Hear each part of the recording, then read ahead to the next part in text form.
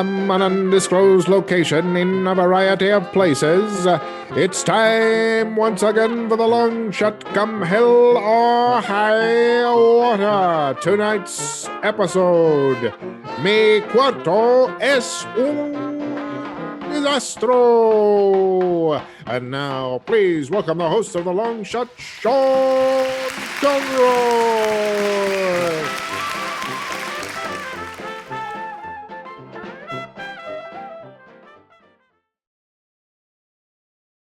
Thank you so much. Welcome to the Long Shot Come Hell or High Water. I am your host. My name is Sean Conroy. With me today on the show, Amber Kenny is here. Hello.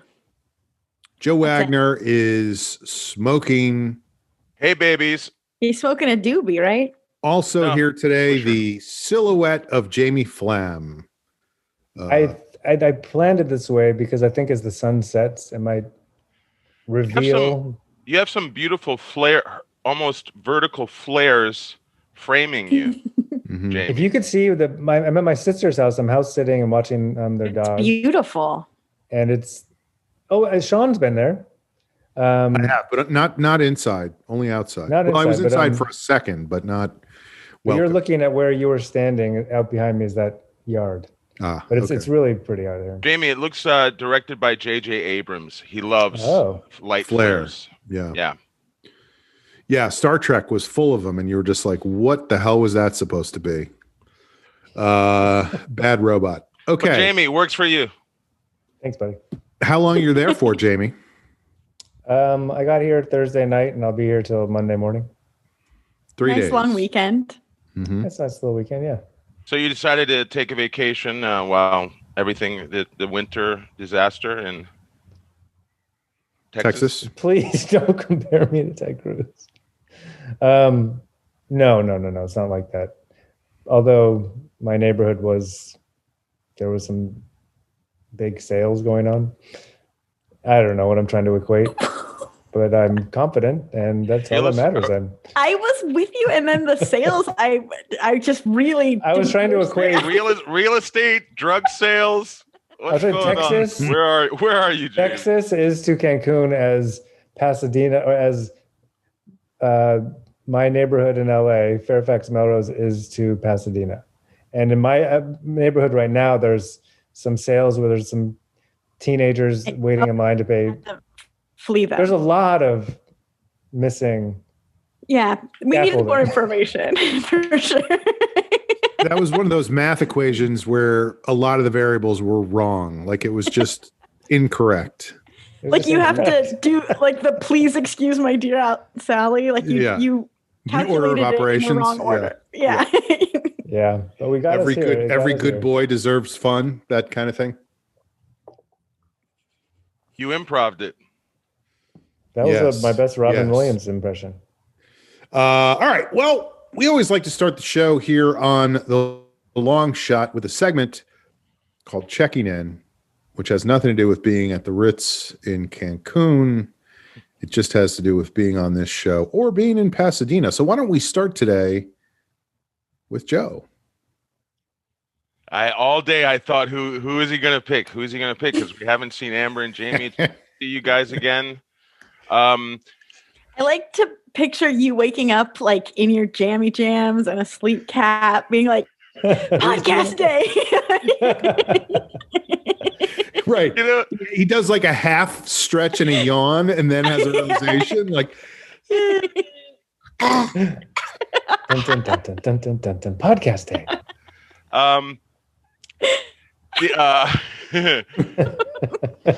I realized today that the podcast is the longest I stare at my own face every week. And I don't know if anyone noticed this, Sean. I don't think you probably noticed this, but I literally broke out in a zit in the middle of last week's recording. Like you can watch it happen? Well, what happened was... That's amazing. I didn't see anything up until we took our bathroom break. We take our bathroom break. I come back. I sit down. I don't think we have to specify what kind of break it is. It could just be we took our break. Relaxation. It could be for some people a quick jog around the block. Everybody does their own thing. and free love. I baby. usually shit, but you know. Podcast day. I finally get to shit. Dun, dun, dun, dun, dun. And I sat down and I see redness right here in this wrinkle, this crease. And I thought it was something on my face. And I kept in the podcast, I'm like, Oh, but now you're that's helping the breakout. Yeah. And so break out. I think it's, oh my God, it might be happening right now again. Are you allergic to yourself podcasting? I rubbed it, but I immediately after the podcast ended, I put some cream on it, and it. Oh, good. What kind of cream are we talking about? Whipped cream, obviously. I put cannoli pancake cream. Just a dab of cannoli cream on it. So anyway, I'll start checking in by saying I am starting to just regard these as like, I know it's not a substitute for therapy, but that's all I feel like I can talk about are my feelings right now. Since there's not a lot of physical activity going on beyond going up to the roof, running across the street. Go on. That's cool. Going to the roof is cool. Well, the roof is it's been a salvation. I've mentioned in the show. I can't Is get that up the there. same roof that you would I go up promise and I walk. to walk? Yeah. But it's just been a lot of to be clear, it's not like you're precariously balanced on the edge of the roof. There is a parapet that is not allowing you off, correct? Correct. There is I would say about a 3-foot railing. There's furniture there. There's patio furniture, lovely chairs. Honestly, that's the dream. I felt very lucky when I got here. I've always loved to try to find that in LA apartment living. So I was like, and now, of course, more than ever, it's it's the one place I can try to get out and relax in the fresh air. And anyway, Sean, have you been to this roof, or did you just know that it had a railing? No, I suspected. I just wanted to make sure Joe was not, balancing to, looking down 40 stories down going, I don't know about this. Last week, sorry, go ahead. I was going to say last week, Amber, I actually imagined myself, because I mentioned it to Eddie, and I ended up imagining myself that I do like a little jig right on the edge. Like I'm actually really happy and excited and just tempting fate, but I never fall. Right. We've all seen those videos of people with their helmet cams on, like climbing up. Oh, those ridiculous like high fire in Russia or wherever. And you're just like, dude, please, What about what, dude? Your reaction is like, come on, man. Dude, please. You gotta really. Dude, please. Enough. You're not mad. You're not. I know. I don't know what it is, bro. I'm eating a sandwich here. Yeah. Come on, Slick. You just I'm coming down. What's the deal, Ace? It's like annoyed, but only slightly annoyed. Right. Like it really, I'm just watching this on a screen, so there's no danger involved to me except to be traumatized if this person falls, which they obviously didn't.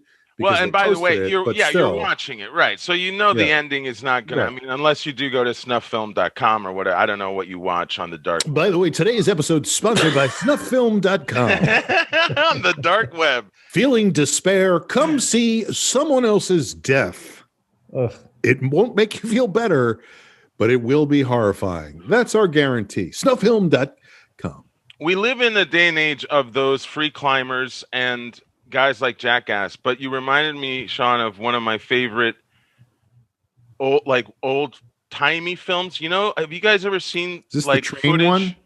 The footage of the footage of Daredevils, but like in the 20s and 30s, like a guy tap dancing on a table that is balanced on like a flagpole. You know what I mean? Like kind of some Harold Lloyd kind of stuff. Have you guys ever seen that? No. kind of stuff. I think I get the reference, but I can't. It's no, It's a little herky jerky too.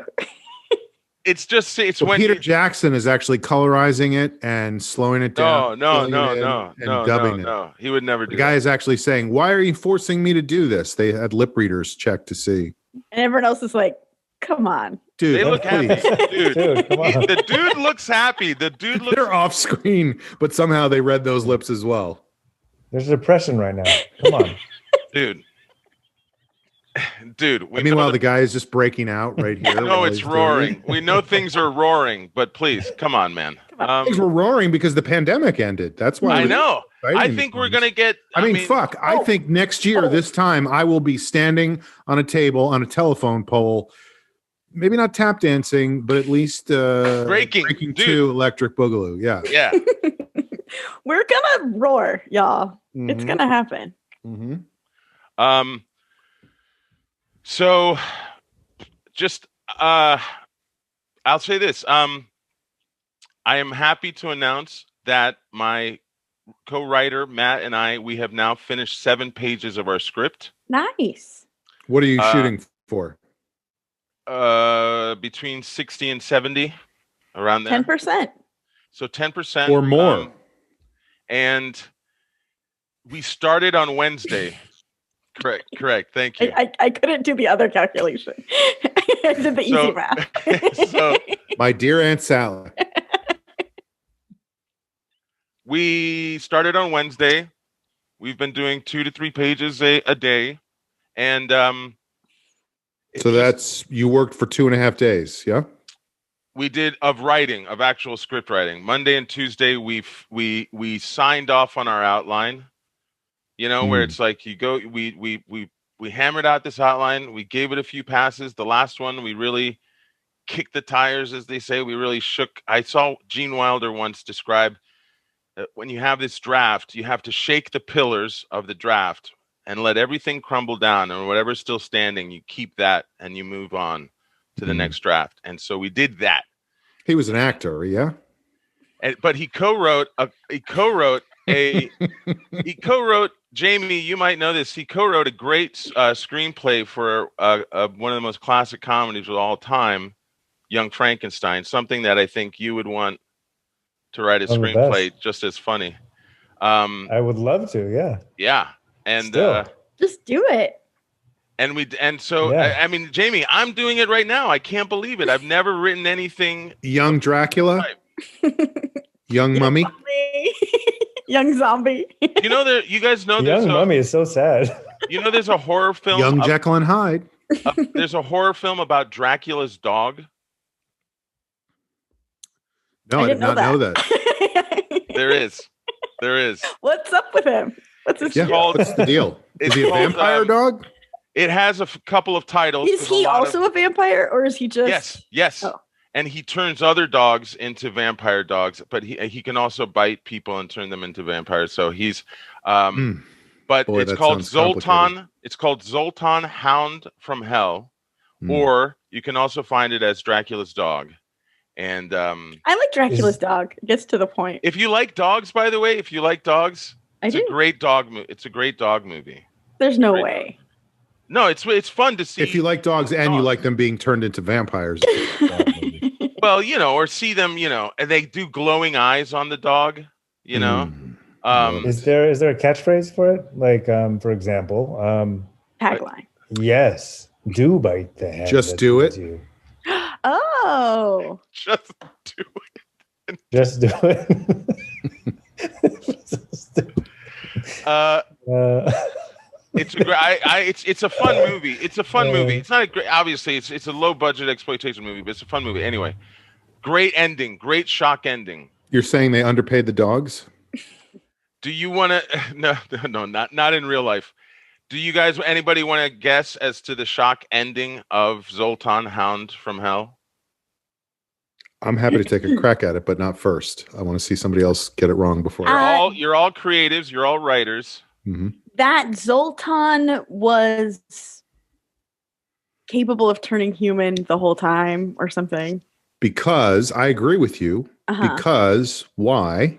Yes, and because He was Also a werewolf. Actually, a werewolf. Yes, Yeah. indeed. Yeah. That's Oh. we So all at the knew. end, he becomes human just in time to die with a stake through his heart. But it's a London broil because he has very high cholesterol. Thanks, Dad. Thank you, Dad. Oh, now we're going to be Jamie. okay. Sure. Jamie. Great. Go ahead. I love dad jokes. At the end of the Great. movie, the dog is looking in the mirror as he unveils a 13-inch cock. Oh my god. Jamie. Thanks, That's a Dad. twist, Yeah, Jamie. great, Dad. Great. Jamie, Great, Dad. that's creepy, Dad. That's creepy, Dad. That was the end of Good Vibrations. Boogie Nights. Boogie Nights. They have puppies. He knocked up a dog. Beauty, and they all have glowing eyes. And but they they're have glowing lovely. eyes. And they have That's glowing cool. eyes. That's cool. I like that. It's That's great. fun. It's great.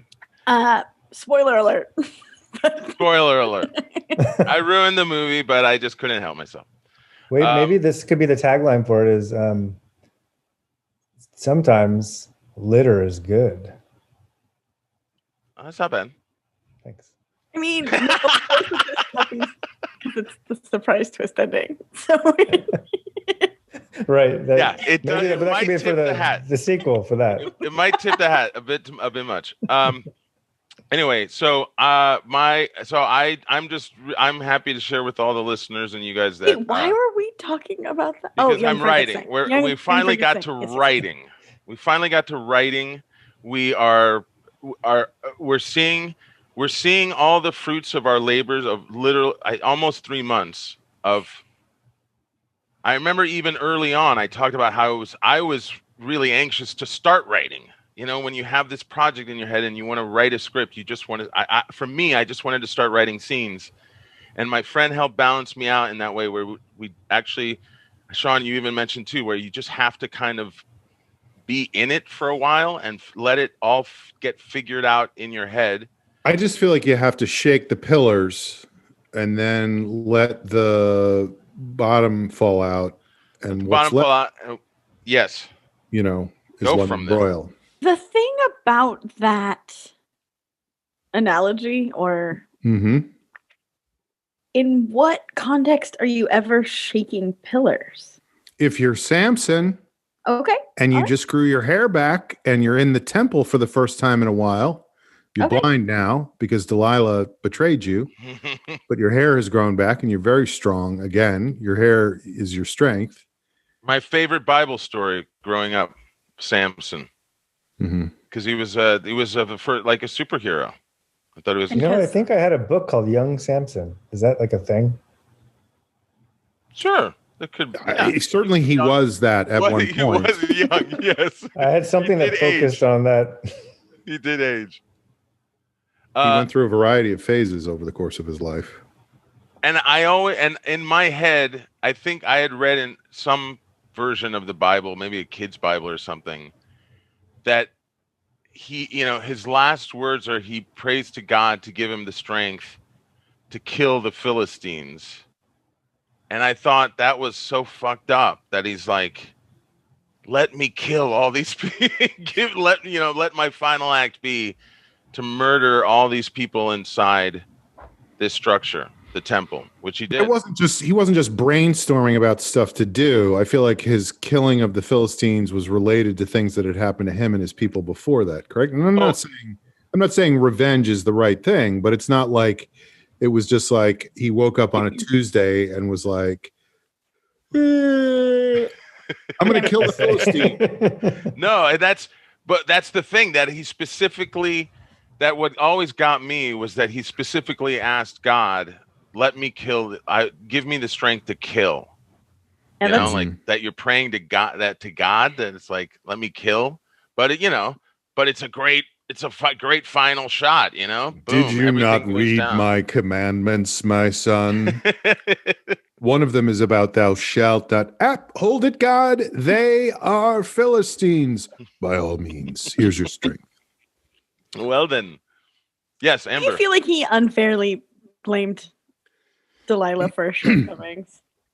You guys all know Samson Delilah's story back and forth, front to back. It just feels convenient to blame a woman, is all. No, Mhm. no. I have looked at the story very differently now.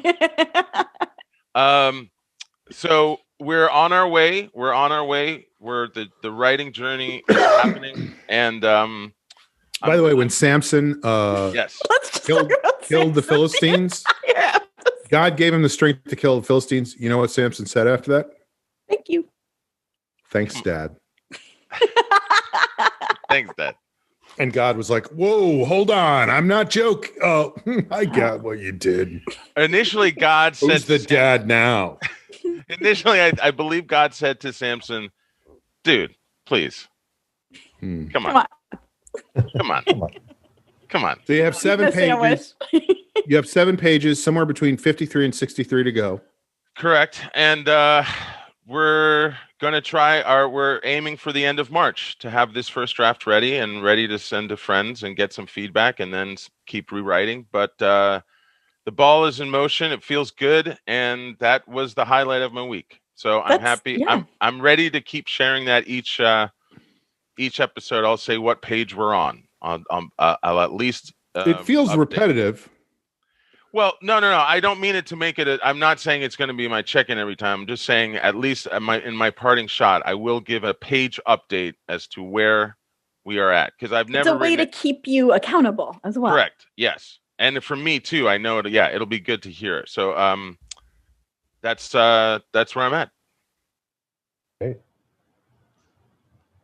So the If you journey continues. look at What's this. that? It's Olympic favorite show. What's happening? What? You're mumbling. Yes. What's he looking at? Eleanor, say it. Eleanor, get over here. Eleanor. Oh, look at that stretch. That's a great stretch. He's looking at something. There's definitely anytime a dog is walking past or squirrels, she's ready. All right. Well, let's continue checking in now that we know Joe's page count and that Samson killed the Philistines. Jamie Flam, what's the latest? What is the latest? I got a Yes, exactly. few things. Just a few little bullet pointies. One, and I hadn't even thought about it until we got in this Zoom, but the last Zoom I was in was Thursday. Vanessa and I and Dynasty were invited to be part of I don't want to say what it is because I don't want to get in trouble. Here we go with Jamie's secretive bullshit. But Keep it We vague. went to a thing and it was very important. I Keep it can't say vague. what it is, but It's not- Madam Panther was there.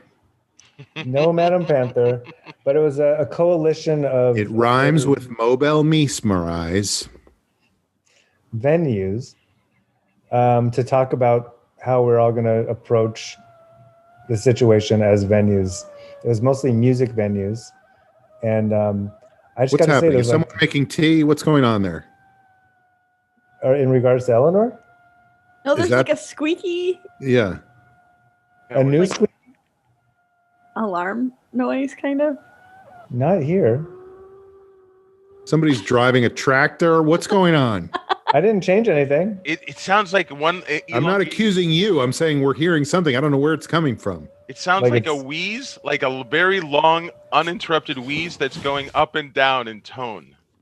Let me try to. No, it's Okay, gone now. stop. It's gone. Stop. It's gone. So Eleanor, something what'd you in my do? stomach. Could be. Weird. It sounded like the saddest little balloon deflating. Oh, There's a big balloon though. and it's totally still gone now. The saddest, biggest little balloon. Well, it's sad because it's not sure what size it is. Well, Everything's relative. Mm-hmm. balloon size changes based on air. All right, go Um, on, Jamie. What happened? Correct. So it doesn't actually even matter what it was, but it was a bunch of professionals and Theater people. are more like venue people, but Not mostly. theater, just venue. I think we were probably the only theater. It was mostly other just venues. What other kind of venues are there? Rock and roll Circuses? venues. I would say music Rock I and mean- roll. exotic dance clubs? That's a venue. Our homes venues? What?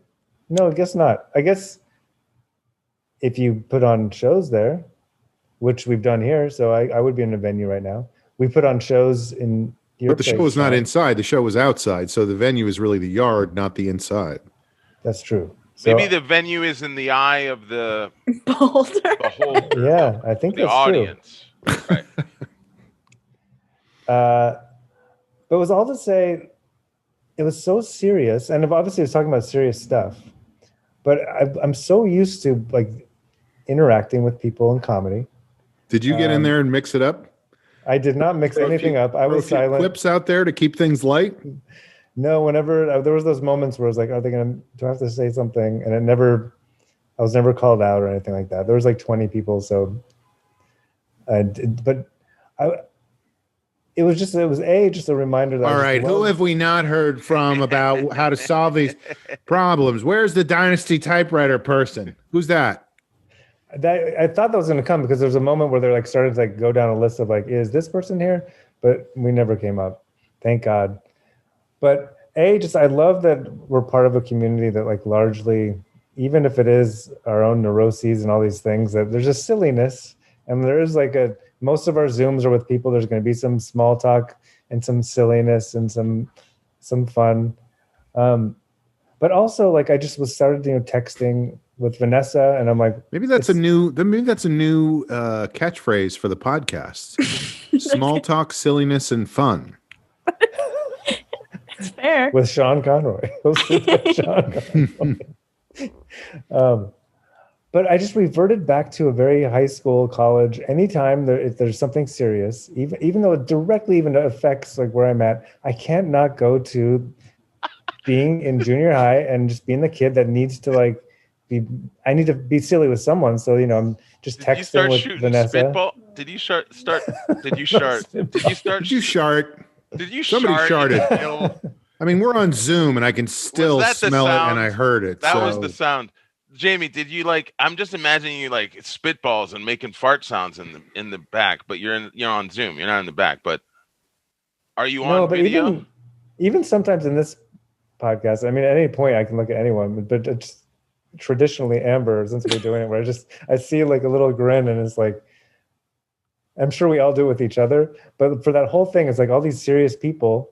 And then just like seeing Vanessa, like just, it's 2 Zoom things below me, and just I can see her smiling. Just like I know that we're both on the same page of like, and it's just, I don't know, there's something kind of magical about just that feeling not alone. I take and this like, podcast very seriously. Go on. Was it like that's Jamie? all. Was it like 30 Sean's, and then you and Vanessa? it did feel like Yeah, that. was were there a couple 30 of me there? That would be cool. That would be cool just to see like in a Zoom thing, like 30 Sean's staring at you. 30 Sean's, but that don't ever do comedy ever, or Ugh. The worst of all possible worlds. That's Sean's redeeming quality. Yeah, that's the only thing I have going for He's me. a funny guy. Sometimes. and I'm sure they're all the best people. Mhm. I'm sure they're all fine and nice, and it was a venue for. And what was the gist of the meeting? Like, what were you guys there to talk about? Not rock and roll, I'm assuming. Ideas to keep theater alive, Jamie. I imagine it was a constructive. Well, he was the only theater person. Oh, to keep Ideas to keep venues venue alive. alive. venues alive. Venues to keep Venues live. Guys, we're all here in the name of venue. Places. Places. We're all places. Jamie runs off to the side. Oh, I'm sorry. I thought you said I'm a theater guy. I thought you said places. Oh, I was going to say thank you, that's okay. places.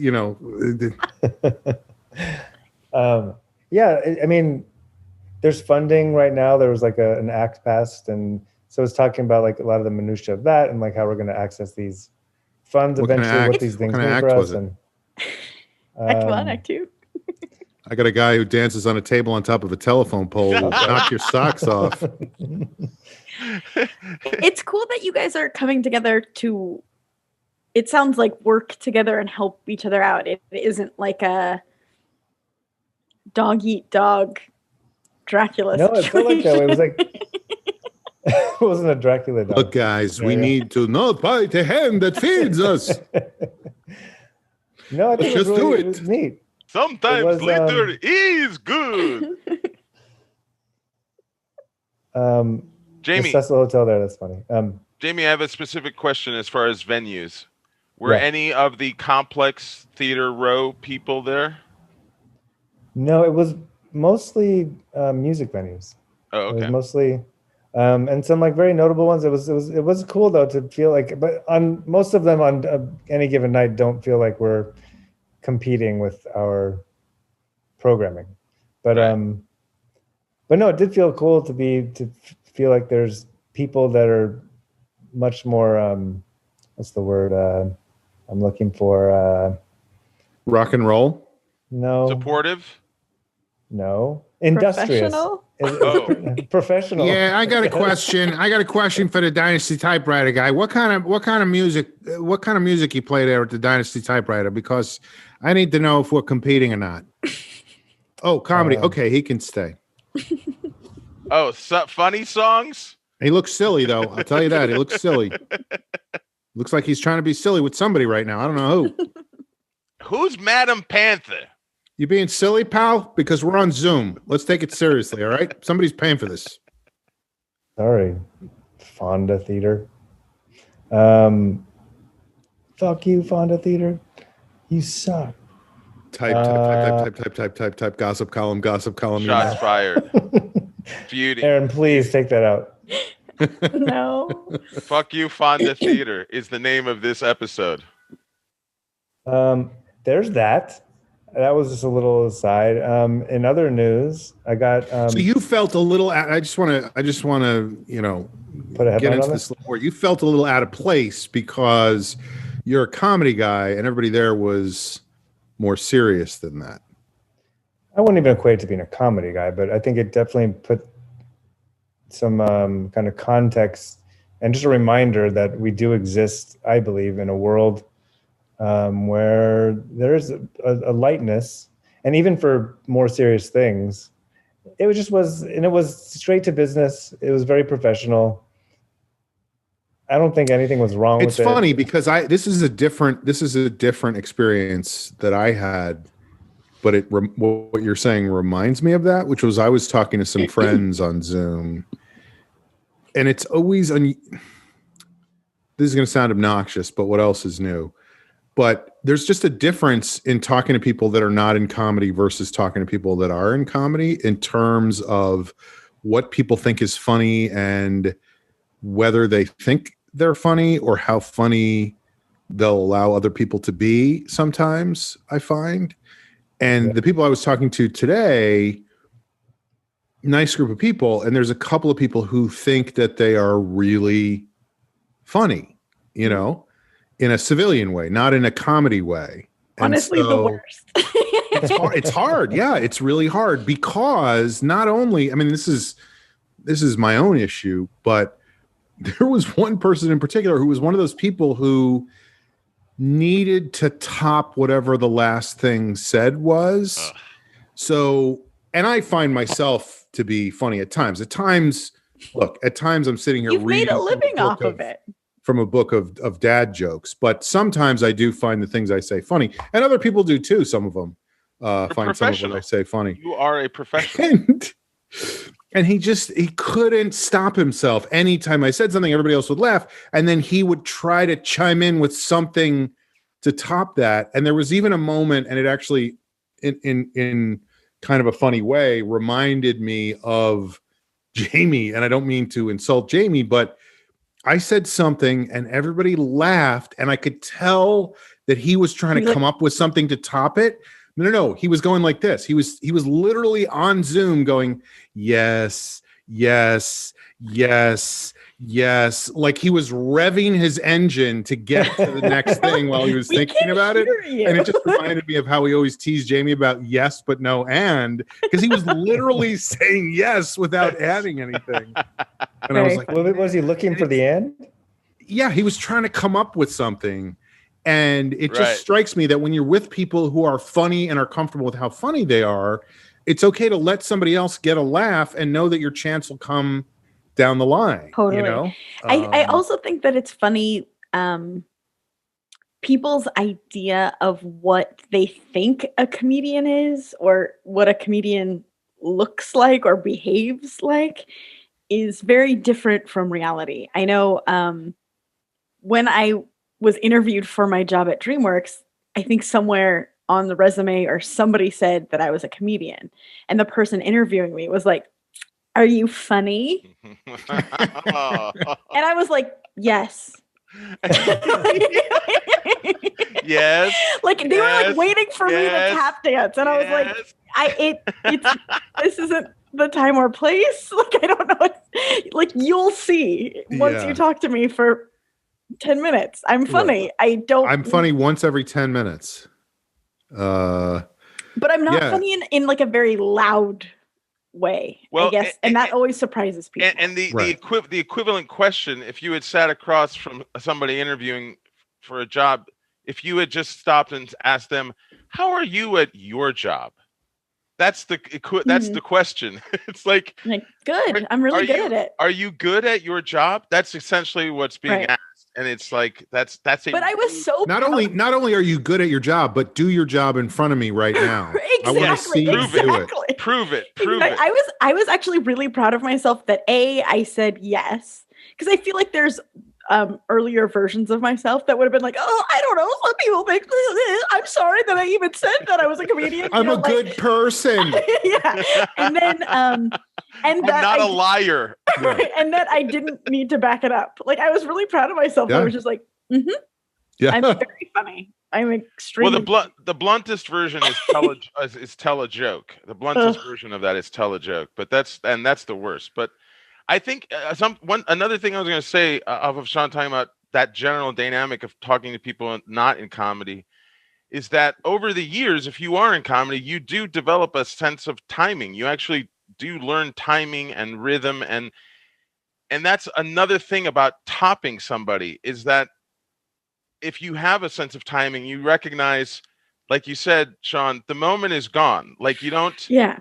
And the I think the tough thing is when you realize that people who are not in comedy who want to be funny in the moment, there's a desperation there that you as someone in comedy, you've lived through whatever your desperation, the beginning part of it was, and now you're not as desperate. Right. It feels very sweaty when somebody's behaving that way. It is sweaty. Yeah. Yeah. And the other, sorry, go ahead, Jamie. Well, I was going to take on a tangent, but you remind me of another phenomenon that I don't know if we've ever discussed, which is as soon as someone finds out you're in comedy or you're a comedian or in that world, well, then they think everything you're saying is a joke. Right. Or sometimes we make jokes that are not like laugh out loud jokes, but like I'll make a little dumb joke. And then like they're trying to overcompensate a laugh to that. I was like, no, like I don't think that was. They're not all good. It's fine. Right. Yeah. Yeah. Also, like, when I say the Proud Boys have a point, you know what I mean? Oh, wait, Jamie, you're saying people laugh at your jokes too much. Is that what you're saying? I'm saying no. I think it's always the appropriate amount. I feel like it's changing a little bit now with the culture shifting, but I don't know if you guys have experienced this, but I feel like in the past people have found out that I'm a comedian and it feels like they're like, great, I'm going to say a bunch of racist shit to you. And it's no, that's not what I like. You know, like, what are you talking about? I'm edgy too. Right. Yeah. Exactly. I totally get it. Yeah. Well, and that's another thing is, and let's just fucking keep ragging on civilians. But what are we doing? We're also like, we're so funny. Yeah. And by the way, and every listener and viewer of the show is actually excluded. Funny. Yeah, excluded, of course. Of course. But the wheelhouse that people live in, as far as their comedy, I mean, not everybody, but some of the people I was talking to today, the whole diagram of where their humor lives is dick and balls, and that's it. You know. Also, that's pretty good. By the way, Sean, especially No when doubt about that. No but doubt it's a about that. 14-inch dog cock. That's when you're in the zone, baby. I'm not against those kind of jokes if and when they're appropriate. Like when Jamie did it, it made sense to me. Right. But when it's the thing you go to all the time is like, Right. you know, I got to grab my balls. I got my dick out. I got a And you're like, balls. sir, Balls, balls, we are balls. at work right now. Yeah. And I'm This just like, is oh my harassment. God, why do you think this is funny? One of those that I wasn't aware of until I heard other people in comedy complain about it. And welcome to the complaint hour. Because what Fucking else is people, happening? man. There's What a else is Nothing big happening What else in is the happening world in the world, right? Wait, I mean, I was come about to on. tell you about. I got Let's in rag a on rush. humanity. Hold on, Jamie. Just hold the fuck on. Okay. Go ahead, Joe. It's your turn. Checking in with Joe Wagner. One of those wheelhouses is quoting I believe it's Wheelhouse. Wheelhouse I'm sorry. I meant to say Wheelhouse. my dick and balls. Go ahead. is quoting lines from popular comedies. Mhm. Like I luckily I haven't been around that, but I hear that happens a lot. Oh yeah, where absolutely. that's how you're funny, is that you just quote that funny line that everyone remembers. From That was Caddyshack. in Which fairness. We're all guilty That of. was my evolution. Like that's how I started in 6th grade. Like, Sure, I when you're think that's 12 years exactly- old. Yeah, exactly. Sorry, what'd you say, Jamie? Oh, I was asserting the same point. as you. Sure. So we're on in the sixth same grade, same page. same page. 5th grade, 6th grade. You're going to quote some movies, and that's going to Right. organically develop. And then eventually but you what- write your own movie, and that's where you get to page 7 and you're like, I'm 10% of the way there or more. Young Mummy.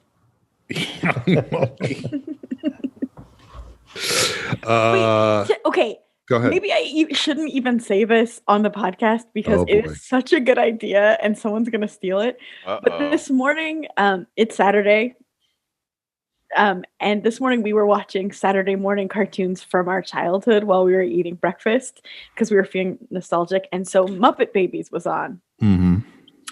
And we were talking, like, as kids, you just sort of accepted the reality that all these Muppets were babies together. But the more you dive into it, it like doesn't make any sense. Like, do they have parents? And so, imagine if one of them were a boss. That's fucking insane. well, I love the idea of doing Muppet Babies parents. Like, where are they? What are they doing all day long? That is a great Right? idea. Like, maybe I shouldn't even say it on this podcast because it's such a good idea.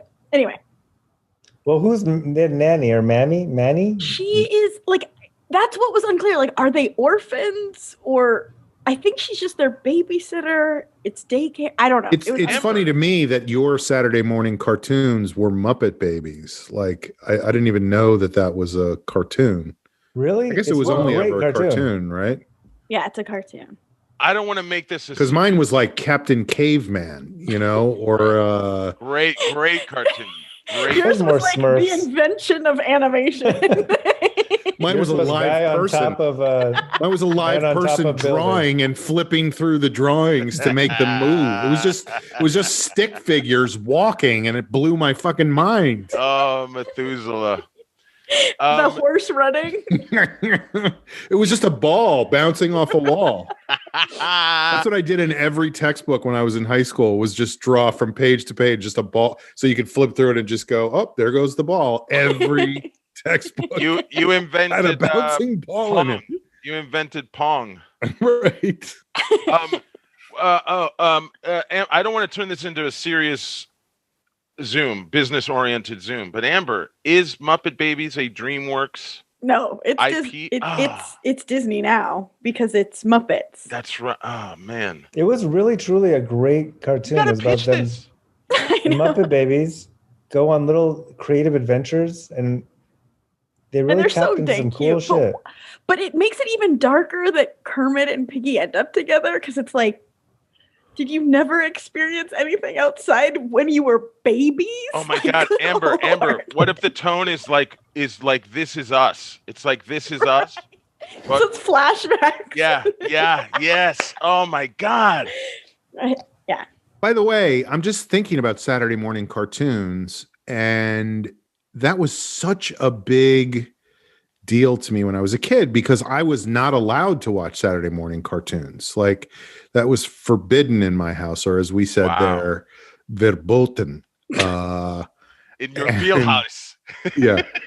And so it was very exciting to me when I would go over. It was two things. When I go sleep over my friend Dave's house was I got to watch Saturday morning cartoons and I got to eat sugared cereals, which were also verboten in our house.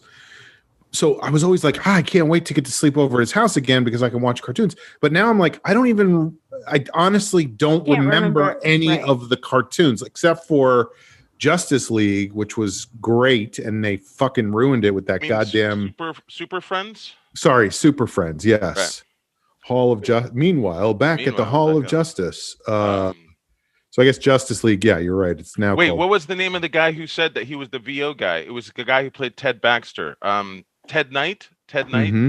Yeah, from I did not know that was him. Yeah, but other than that, I don't remember any of the cartoons that were on at that time. But it was all I wanted to do was see those Saturday morning cartoons. Right. Anyway, it was like you'd end up in front of the TV for like 4 hours, like literally the entire. Well, and then at some point it would transition into live action shit like Shazam and ISIS and stuff like that. Right. Which when is that movie coming out? ISIS, because it's gonna be a tough sell. Says you. But you work for somebody who sells that. Are we married to the name? But that's gone. We'll call her is. That Saturday morning thing is gone. It's just gone. Because it's available all the time now, right? Yeah, I mean, it's just not a programming thing anymore. Well, yeah, kids watch on YouTube. Get it on YouTube, right? This popped in my head because I watched this documentary literally at 4 a.m. It's called All Things Must Showa. It's a documentary on Tower Records. Oh, I want to watch that. And it was a weird emotional ride to hear all these people talking about a thing that existed, which was going to a record store that doesn't exist anymore.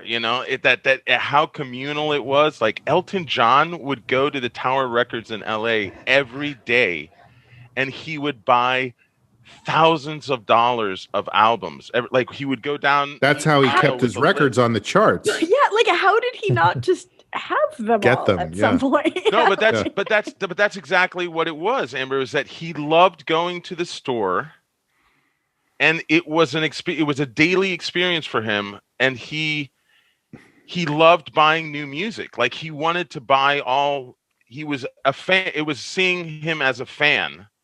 And this was the store he went to, and they just and it went bankrupt in 2000. They were making $1 billion. They had opened internationally. They had all. Was he going to the one on Sunset? Yeah, the one right on Sunset, which was a huge. Every Tower record store got bigger and bigger. They opened like 10 of them in Japan, and one was 8 stories high. Every story a different. It's not big for section. A tower. For a record store. Thanks, Dad. Seem bigger. but an experience that is like an experience seeing all this footage from those times, an experience that is gone, like that people would go to the store, they'd buy the music, they had listening stations, they would talk to each other, they would be sharing music with each other, and it was actually everyone together doing this.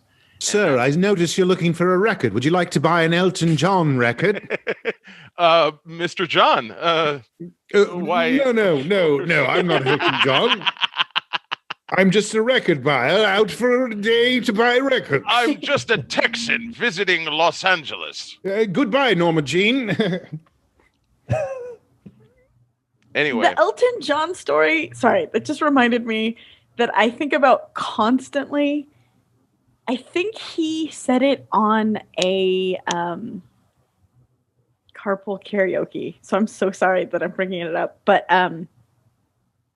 someone showed it at work. Anyway, so it's stuck with me where he said that he knew he was at the height of his darkness and being out of touch with reality, he was staying at a hotel and he called down to the concierge and said, like, it's too windy outside.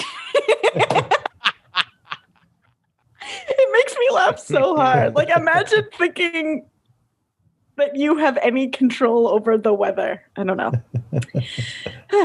Fame. By the way, my first experience in LA was very connected to Tower Records. The first time I ever came out here, I was doing a stand-up competition in like 1999 or something, 1999, 2000. And I stayed at the Standard. Jesus Christ, calm the fuck down. With another dog. He sees Zoltan. She's protecting you. This is all fake because she doesn't want to hear my story. Eleanor, there's a tower. You love Tower. Eleanor. You know what? It doesn't matter. No, it matters. It really doesn't matter. No, It was 1999. You were in a comedy competition. Tower stories are great because it's a very specific period. So I was staying at the Standard Hotel. I don't know if you're familiar with the Standard Hotel. I The was one not. downtown or the one in West No, Hollywood? the one in West Hollywood. Fancy. And it was such an LA weird experience because if people don't know the Standard Hotel, you walk in and there's a glass box in the lobby with a man or a woman. When I was there, it was a woman. I was very impressed. The woman in her underwear sitting on a model. chair. Let's say a model. They're models. No, it's a real person. People. Yeah.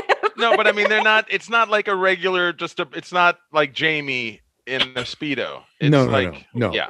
I mean, I don't know what her name was. It could have been Jamie. That name, Right. But anyway, I was staying at the Standard. It's very hip. It's like intimidatingly hip, right? Very much so. To the point where the second night I was there was a Friday night, and I was driving back to go back to my room, and there was a huge line at the valet because so many people were going into the Standard to hang out. Right. And of course, I was so fucking irritated by that I just drove to the front of the line and was like, I'm staying here. Take my car. But anyway, the Tower Records was right there, near the there. street. It was Yeah. And I went over there, and this story is going nowhere. But I bought the two records. I bought albums, CDs, DVDs, whatever they were, wax cylinders, Captain Caveman. They were stick drawings. They animated them. I bought OK Computer and the Bends. And then the whole time I was there for this stand-up competition, all I did was sit in my room. I'd never heard either of those albums before. Just sat there and listened to them over and over and over and became obsessed with those. So that's what I think of whenever I hear Tower Records is those two records, albums, CDs, DVDs, wax cylinders, whatever you want to call them, and being obsessed with them for a long time after that. Oh, and I lit the candle they left in the room without realizing it cost $27 or something like that, Oh my God. Like a licorice candle. I was my great. God. You just listen to music and smell licorice, and then they had a candle in the room, like if you lit it, right. Yeah, it's like if you eat the snack. Right. I've never heard of that $27. Oh my something God. like that. I don't remember. And in today's money, that's $240,000. Right. It was in 2000.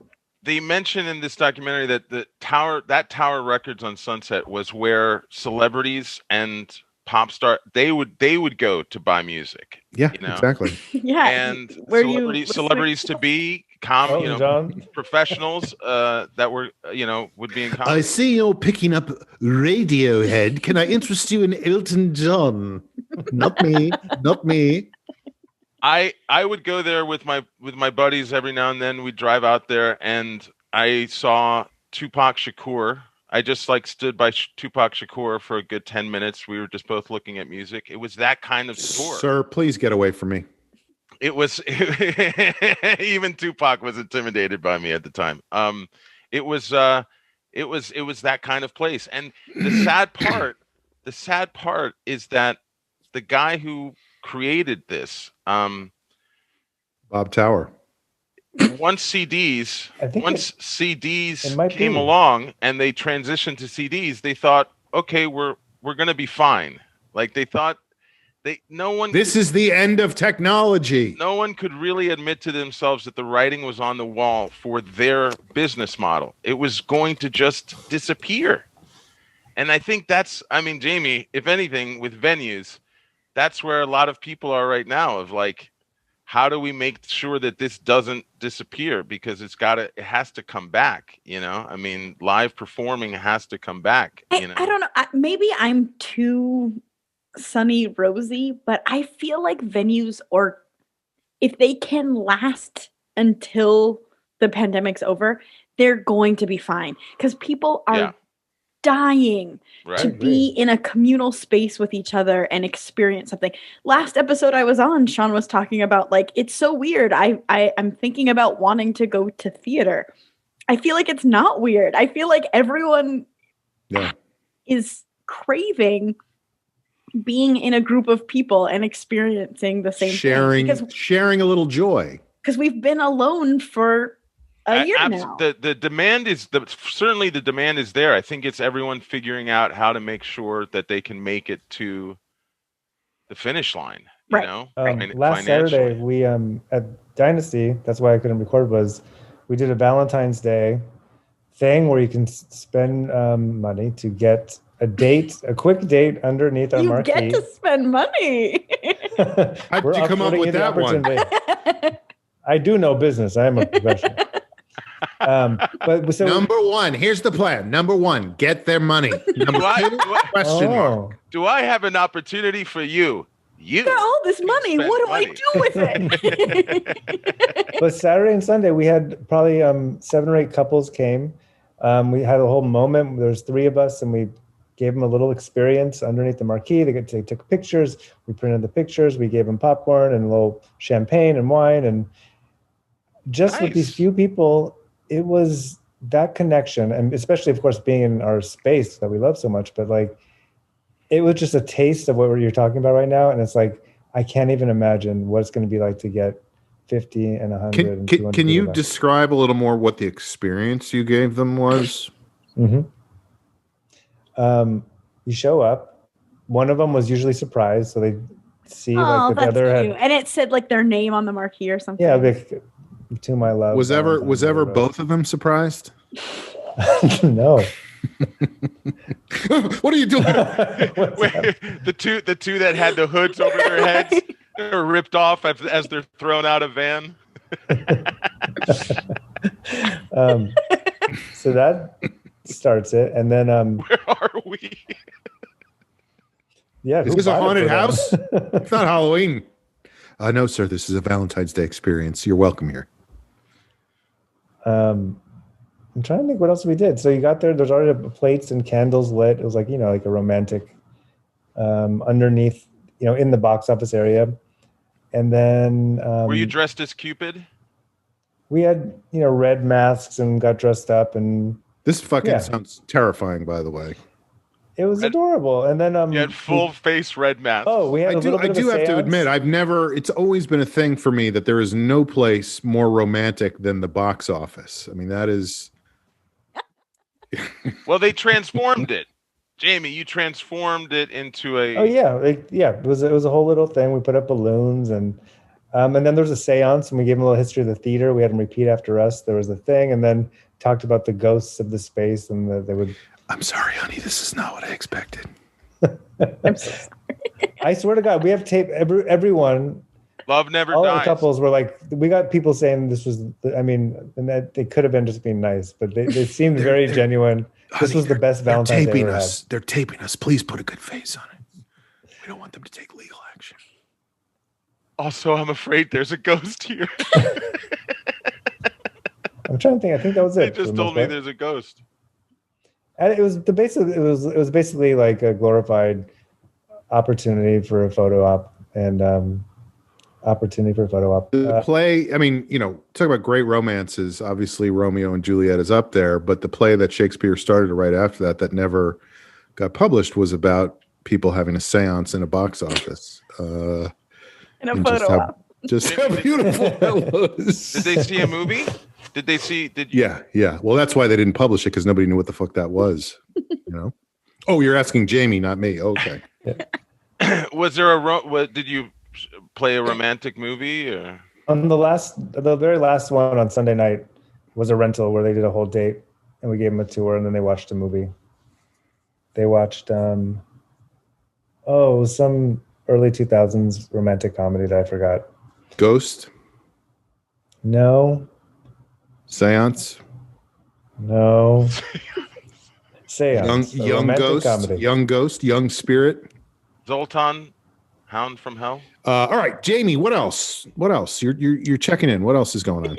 I think For 45. Mm-hmm. I know. I You're think we're like, good. not enough. We got sidetracked in there in the middle. It went on a very long detour, but now we're back to Jamie because I felt like Jamie had a couple things in the chamber to throw out there. Am I wrong? Well, one of them was to talk about last weekend, so that's came up. Oh, okay, organically. great. I did get a new brush that. New brush. You know what? I was wrong. I have been using the same comb, this blue comb, for years. And I get out of the shower and I have to kind of untangle it. And it goes back. It kind of looks like definitely the same color. Isn't that weird? And so I bought a new brush and it's got some sort of boars something on it. And it seems like a basic thing. As far as brushes go, it's basic. But for me, it's a new thing. I'm sorry, But, Jamie, what did you say? Boars? Maybe a boar's something? Boar's hair? Boar's. Oh. Maybe it's not a boar. Boar bristles? I don't think it's a boar. I don't actually. It's boring. I don't know. A boar? No, You're not excited by this? The animal. Like, you're talking about like a boar, like a warthog kind of thing. The bristles. No, You're talking about the Boer War, the Dutch settlers and the Afrikaans. I'm trying to. I think look he's at my right. Hold on. Yeah, I'm looking it up, but Boar bristles. Boar Bristles. I found it. It's hairbrush, boar bristle hairbrush. Yeah, that's a thing. That's a thing. And Boy, this show really runs the gamut from the demise of the record industry to I bought a new brush and I'm not sure what it's made of. I'm finding out because that's a thing was very it reminded me of Sean's reaction to climbing. Like it's just like I don't have a feeling around it. but no, I did appreciate it. Yes. That's a thing. Dude, please. Dude, come on. But yours didn't have the come on, I feel like. All right. Well, let's take a break and then we'll come back and we will wait. Sorry. Okay, go ahead. We got to talk about this brush. I just figured, so the boar's brush, I just want to give a quick update and kind of like Joe, Really? You're maybe gonna get next deeper week. into the brush? I will come. So I was trying to give you the brush off. Thanks, Dad. I've been using it for 2 days. Thank you, Papa. So out of the shower. So much worse. Papa Sean. So you get out of the shower, you got your new boar bristles, you're throwing them through the hair. Brush your hair wet. You know that, right? Well, you should or should not? But not. Really? Why? Breakage. So will you wait till it's just dry? Mm-hmm. I don't think comb I've it. never. You comb it wet. You brush it dry. Okay. You dry it when it's wet and you wet it when it's dry. I think there's brushes that are designed for wet hair, but I don't think that's a boar bristle. My love. Okay, then I gotta look into that. No, that's an octopus suction cup brush. My love. I feel like now we can go. And it's okay, Amber. I think it was like a reality check, but But your hair looks great. I'm not. No, but it looks the same as always. It's like two. I don't know if it's improved ultimately the hair, but I did feel though, contrary to what you said, that doing it right after, it was much smoother. It was less tangled. It was just it went less through breakage. it nicer. Well, less you breakage. you untangle with a comb. I felt like it didn't even need a. You're just breaking my entire reality because. I'm so sorry. I don't want to break your reality. I'm so sorry. You can Pretend also like I didn't say anything. You can also use chopsticks and twirl it to make it more tangled if you want while it's wet or dry. I think Sean Just deal needs to with take a lot of hair and a lot of tangles. This is exactly when I wish there were 30 Seans right now. shit. Where's the Dynasty typewriter guy? I want to talk about something besides rock and roll. I hear he's a theater guy. Places? He's got some hot comb talk. A Silly. hot comb is a thing. What else, Jamie? I bought a brush. A boar's it's not man. just a brush. It's like It's a very brush. exciting to me. It's not just a brush. It's a brush. This episode is called Brush with Greatness. All right. Time for a quick shit, and we'll be back in a few minutes. Hey, some people may pee-pee. Good luck, everybody.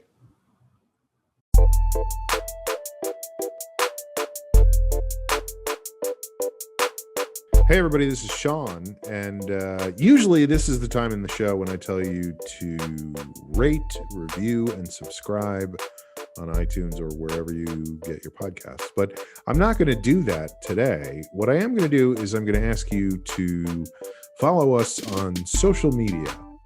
There are lots of places you can do that. You can follow the Long Shot Podcast on Twitter at Longshot Podcast. You can also follow Amber Kenny at Amber_Kenny. You can follow Joe Wagner at Brother Wags.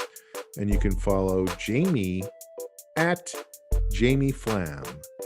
Those are all on Twitter. You can also follow us on Instagram. Our Instagram is Low Show Po. Amber's Instagram is Amber_Kenny_. So it's different from her Twitter. And Jamie's Instagram is Flammy Davis Jr. That was actually his third choice. He could not get Flammy Sosa or Flammy the Bull Gravano. You can also follow me on Twitter at Sean Conroy and on Instagram, Sean Conroy. I honestly don't know if Joe is on Instagram. I think he's not, but he might be. But for fuck's sake, it took me like 10 minutes to find his Twitter handle, so I ain't going searching on Instagram. Just have your name, for God's sake. All right, back to our show.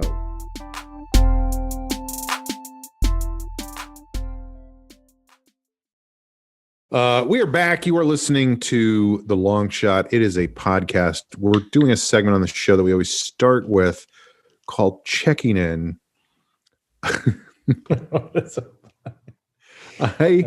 I will go next because I have a few things to say. Yeah. Finally. You just became the grand finale, Amber. Yeah. I'm going to be like, I got a brush. Did No, I you had to mention cross that break- off your list. You had to cross that off when Jamie said Damn it. it, Jamie. Fuck. Like, I think of all of you crossing that off at the same time. Get the thing about watching the Tower Records documentary. God damn it. Oh, real quick on the Tower Records thing. Uh-huh. It's not that interesting. Bye, But Joe. I remember buying the cassette tape of All Things Must Pass at Tower Records, Oh, well, there you go. which was apparently the name of the documentary. Oh, hell yeah. Wait. What was the tape? All Things Must Pass was the name of the tape by George Harrison. It was a double cassette.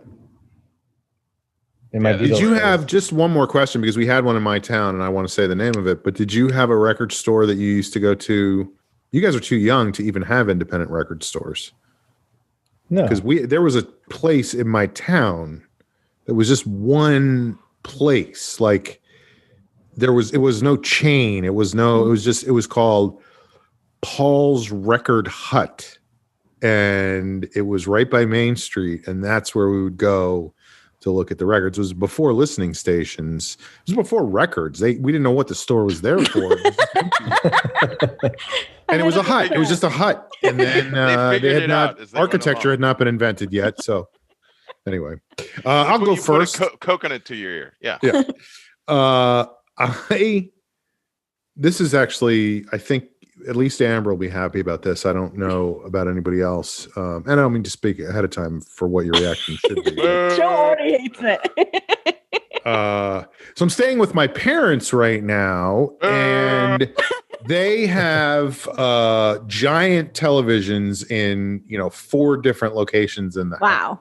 That's insane to me. all yes, on, and at it's the same very time. small. It's very contained. I'm in their space and they are in my space all the time. There's Is it no sort of like a TGI Fridays where it's just there's big screens wherever you look? no, they're all in different rooms. There's so like bicycle wheel on the wall. There's an old there's one in the cornet. kitchen, there's one in the living room, there's one upstairs, there's one down in the basement. And like I said, you're just around each other all the time. Like the other day, I was on here with Aaron recording the intros for last week. And I came downstairs and my mom was like, I don't know what you were doing up there, but I heard some yelling. Is everything okay? Like you can't do anything without like, Mom, I'm a podcaster. yeah. So anyway, And, as you know, you've spent the last year basically alone. by myself. So it's it's fucking crazy. And they have ridiculous. too. It's like They King have of two, Comedy. so they're just like in my shit all the time, just for distraction. You know, right, like entertainment. what are you factor. doing? Why are you doing that? Where is that? Where's that from? Why is that there? What are you eating? What are you having? Where did you Can get I it? see your Where do you-" tummy? Ma! And I'm just like, holy shit. But anyway, we've talked a lot on this podcast about how much news I watch. And my general custom has been to turn the news on when I get out of bed in the morning as I'm making breakfast, and it stays on for a while. I And gotta then watch it the comes news. on- and then it comes on again later in the day, whatever. But Sean's like the news. The news. what's happened in this situation is I feel like I can't do that because they are around all the time. What So do they my watch news all the time? consumption- Nothing. They're not, Oh, I mean, the they watch TVs stuff. are off. They're They're everywhere, off. but they're off. Yes. Okay, I didn't So expect that. I have been watching so much less news than I was for a long time. This doesn't. And it's do that. actually good because I don't Yeah. know what's happening in the world. Yeah, You know? I know. People are like, did you hear what happened with Ted Cruz? And I'm like, are you talking about when he instigated the insurrection at the Capitol? And they're like, no, the latest thing. And I'm like, I don't know what that is. So anyway, it definitely feels less anxious by not watching the news anymore. That doesn't mean I don't want to get back to LA and start watching the news all the time again, but I'm just saying Why? for this Old current habits period, die hard. for this current period right now, I am watching way less of that stuff. Why do you want to get back to it if you feel better? I didn't say it does mean that. I just said it doesn't necessarily not mean that. Anyway, Excuse me. Look, it's like a Fairfax to Pasadena Had a sale. Had a sale, and then a seance. and then That's- here's the other thing, That's and I a good won't. thing, Sean. I think that's a good thing. Yeah. We'll see. But I won't dwell on this. But I do have to say, first of all, I took my father 2 days ago to get his second vaccination, which is great. Yeah, and my mom has already had both of hers, so That's they're amazing. both vaccinated, which is incredible. What a relief. Yeah, very much so. Very much a relief. But the reason I bring it up is because, and I did not go in with him. My other brother met me there and took my father in, and then I drove him back. Their eyes are glowing now. No, They have that's actually puppies. related to what I was going to say, which is that he went in to get, and I still have not spoken with my brother about this, but my father said when he was in there, the nurse who injected him said there was no way that she would take this vaccination herself Huh. because she knows too much about it. And I just feel like, what the fuck is going on? Like that somebody like that is the front face of that. Now, my father's a smart guy. He was not going to be like, well, the nurse says maybe it's a bad idea. But are there people who have done that? Perhaps. Should this be the person who is greeting people and giving them their injection as they're saying, good luck, this could go very badly for you? What the fuck? That seems Yeah. crazy to me. Yeah. Do something is what I'm saying. One of you needs to do something about this. I would like Me? to shout at her. Take action. Come on to New York. Someone, please take action. Sean, I'll tweet about it. Do you want me to tweet at that clinic? Yes, please do that. Keep it to yourself, nurses. But I just feel like I don't know. I heard that and I was F so you nurses. I was so upset by it because I just don't understand. I don't understand what's going on with people that It's crossing a line. That's not their job. yeah, to say for that person to be doing that. But you That's know, the also worst how bedside dire things manner. are right now. Yeah. You Yeah. know? And again, even if you feel like that, you don't have to say it. Mm-hmm. Especially obviously in that situation, but you can keep things to yourself. Well, I will say this. My father does carry a knife and he said he went up to her and he said, "Tell me is this going to work or not?" I can tell if you're lying. Right. He's like, "Do you know about the pantomime? The pantomime. People have signs when they're lying. Men have 24, women have 27. The tells, Yeah. right. Yeah, yeah. The pantomime. The Sicilians, they know. Tell me, I know if you're lying." But and by the way, there are a lot of people out there right now. I would say my mother and my aunt. My aunt is the one that I can tell, talking about tells, when we've discussed the vaccine, she's slightly more apprehensive than my mother is. Like my aunt is just a teeny bit on the fence. But I think it's just comes from a natural fear, and especially at her age, for an older person. So it's like there are people, like you said, your father wasn't going to be swayed by that, right? And I don't think my aunt would be either. But it's certainly for someone like her. But it's also not going to help your aunt. It's not going to make her go, "Oh, this is a great idea." I feel more comfortable. Yeah, right. That's why, like, I'm prepared. I keep checking in with them to ask them what they, what's the latest, because they are in the Mayo Clinic hospital program, and the Mayo Clinic said, we will notify you when we have, vaccinations, and they check in, but they haven't heard anything specific yet. What's weird also, though, is that the Mayo Clinic said that, but also made the jerking off sign at the same time. Like, we will notify you. You're on the list. Yeah, yeah. Dick and balls, baby. Dick and balls. Dick and balls. See, but there, I feel like it's appropriate. There, you can picture. You've earned it. The Mayo Clinic jerking off while giving your aunt the information she needed. Well, like, see, it's funny because the Mayo Clinic wouldn't do that, and it's the Mayo Clinic is very sexual. There's a lot of incongruity in comedy. Mm-hmm. Surprise. By the way, I was thinking of you, Joe, because my parents have a woman who comes. First of all, it's crazy to me how many people come in and out of this house on a regular basis. Crazy. Like, but as my brother pointed out, I mean, one of them is like a friend of theirs who was here for dinner the other night, and like I came into the kitchen and he immediately sort of shamefacedly slid his mask up over his face. And I'm like, God damn it. Like, am I going to be the asshole who goes, what the fuck, man? Right. And my brother said, look, you have to understand they need some balance in their lives. They've been so isolated for all this time. Right. He's being careful. Him being there is good for them mentally. It gives them a chance to, and I get all that, but it's still that moment of like, but they have a person who comes and cleans once a week who was here this week. And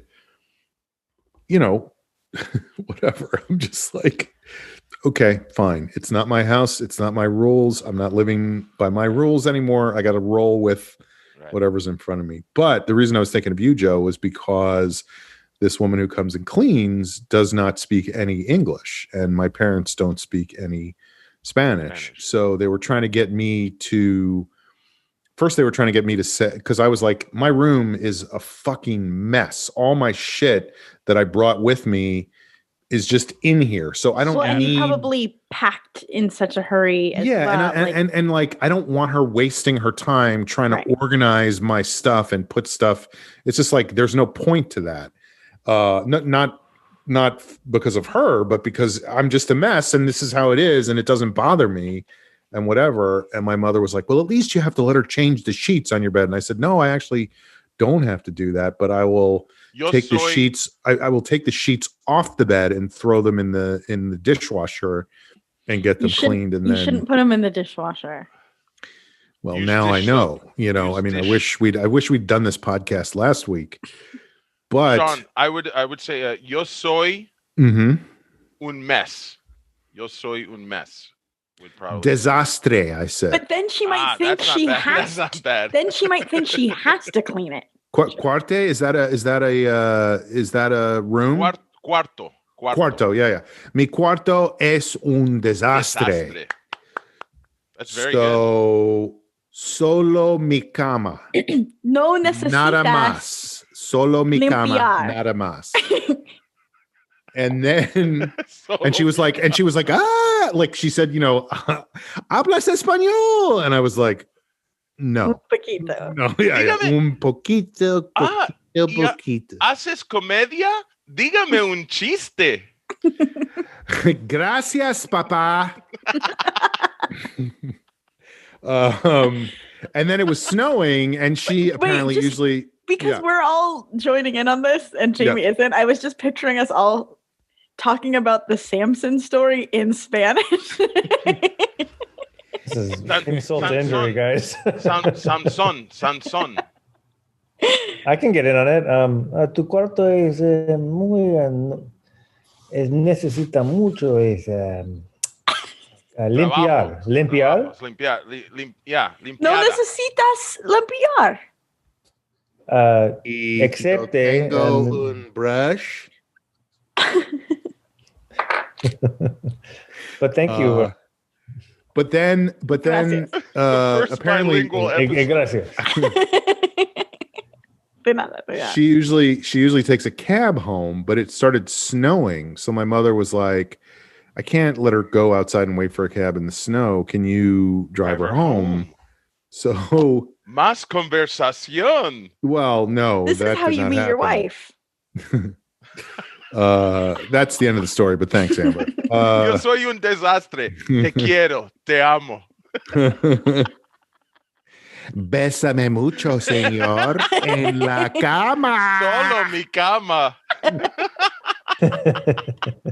No, but then she had to direct me how to get to her place, and I was like, Derecha. she goes North Avenue, which is the street at the bottom of the hill. She's like, North Avenue, derecho, and I was like, okay, great. And I knew there was another turn, and I was like, izquierda.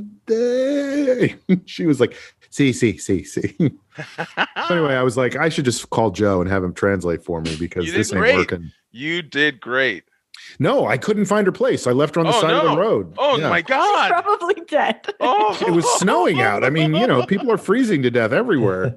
Es una tragedia. As I was driving away, I just heard her go, hace muy frío. Oh my goodness. So anyway, that was my exciting week. I left a woman on the side of the road in the snow. But my bed is made, so it worked out.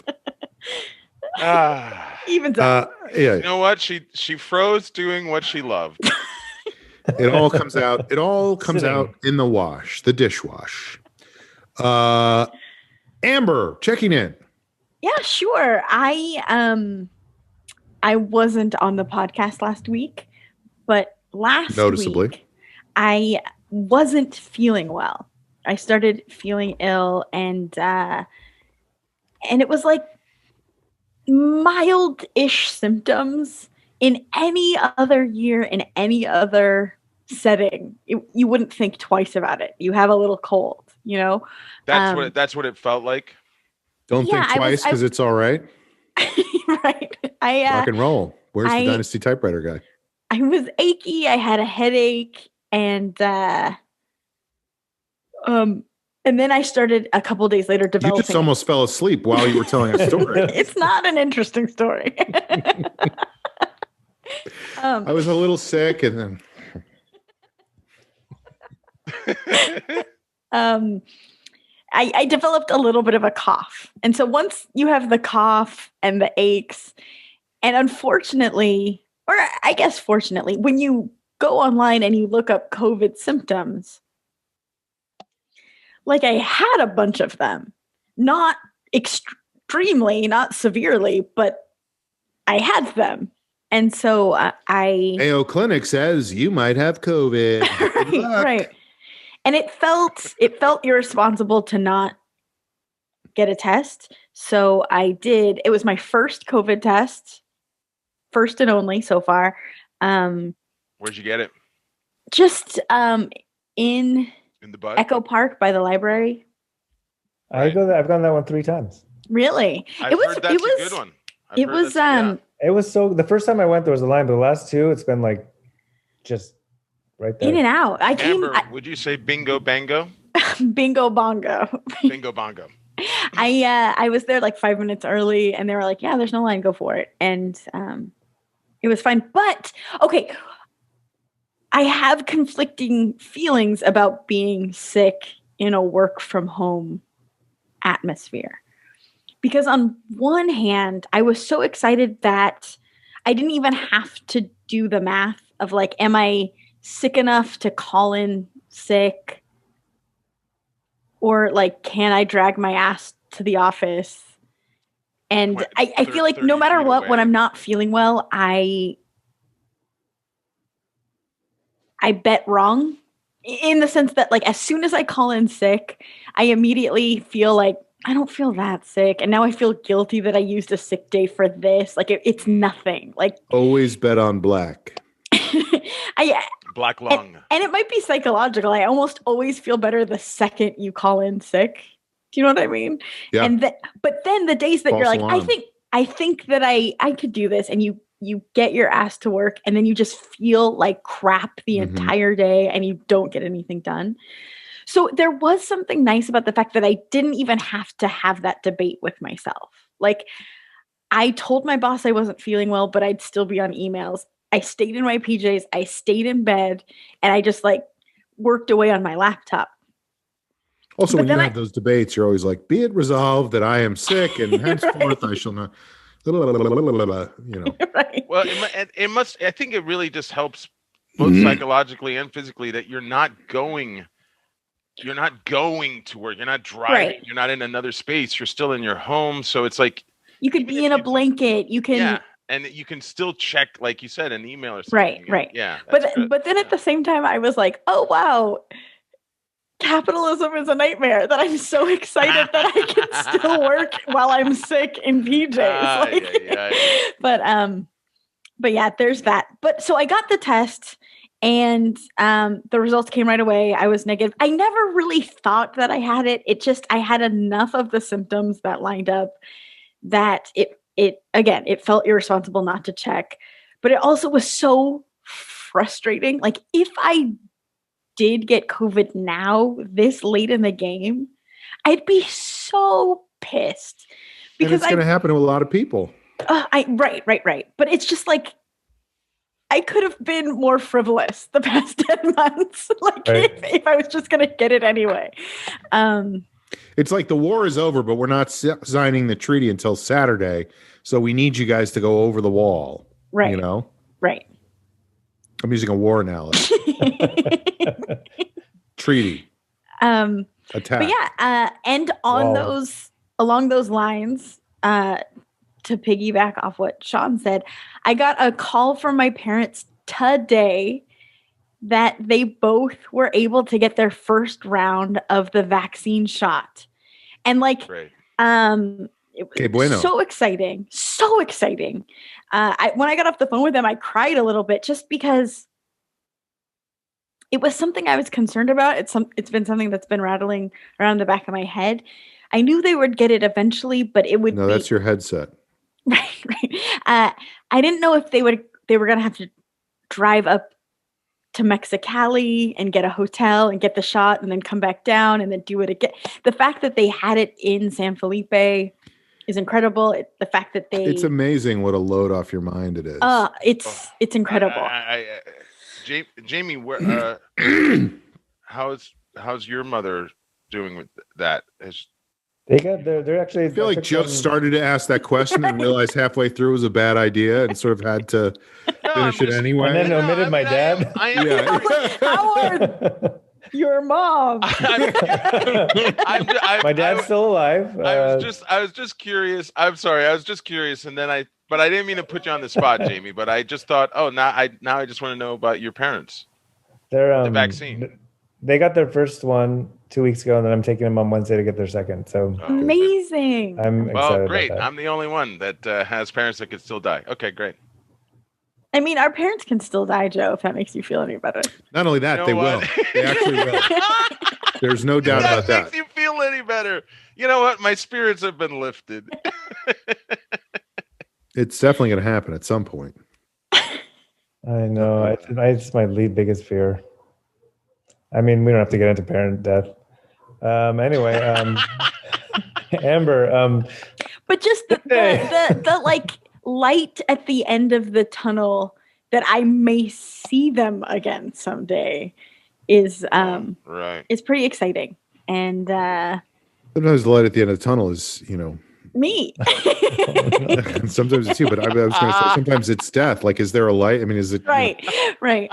Did you see a light? When people have near-death experiences, it's like, did you see? It goes 50-50. It's either death or Amber. So No, that's what you referred to me as for years on this podcast. I'm not. Oh, I know what you're making this- saying. Okay. But yeah, so it's it's very exciting. They also were very cute because they're like, we're so excited we really want to celebrate, but they told us that we can't drink for 24 hours. So my mom got a Coca-Cola for the first time in a year, and my dad got a bag of Doritos. Nice. They're just the cutest. and They're Mexican Coca-Cola. well, yeah. There they just call it Coca-Cola. Yeah. They call our Coca-Cola United States Coca-Cola. That's the best. That's the best part of the Spanish lesson that's been this episode. There, they just call it Coca-Cola. Don't get that wrong on the test. No, it's like that. What do they call Chinese food in China? That Right. What? Food. they call it food.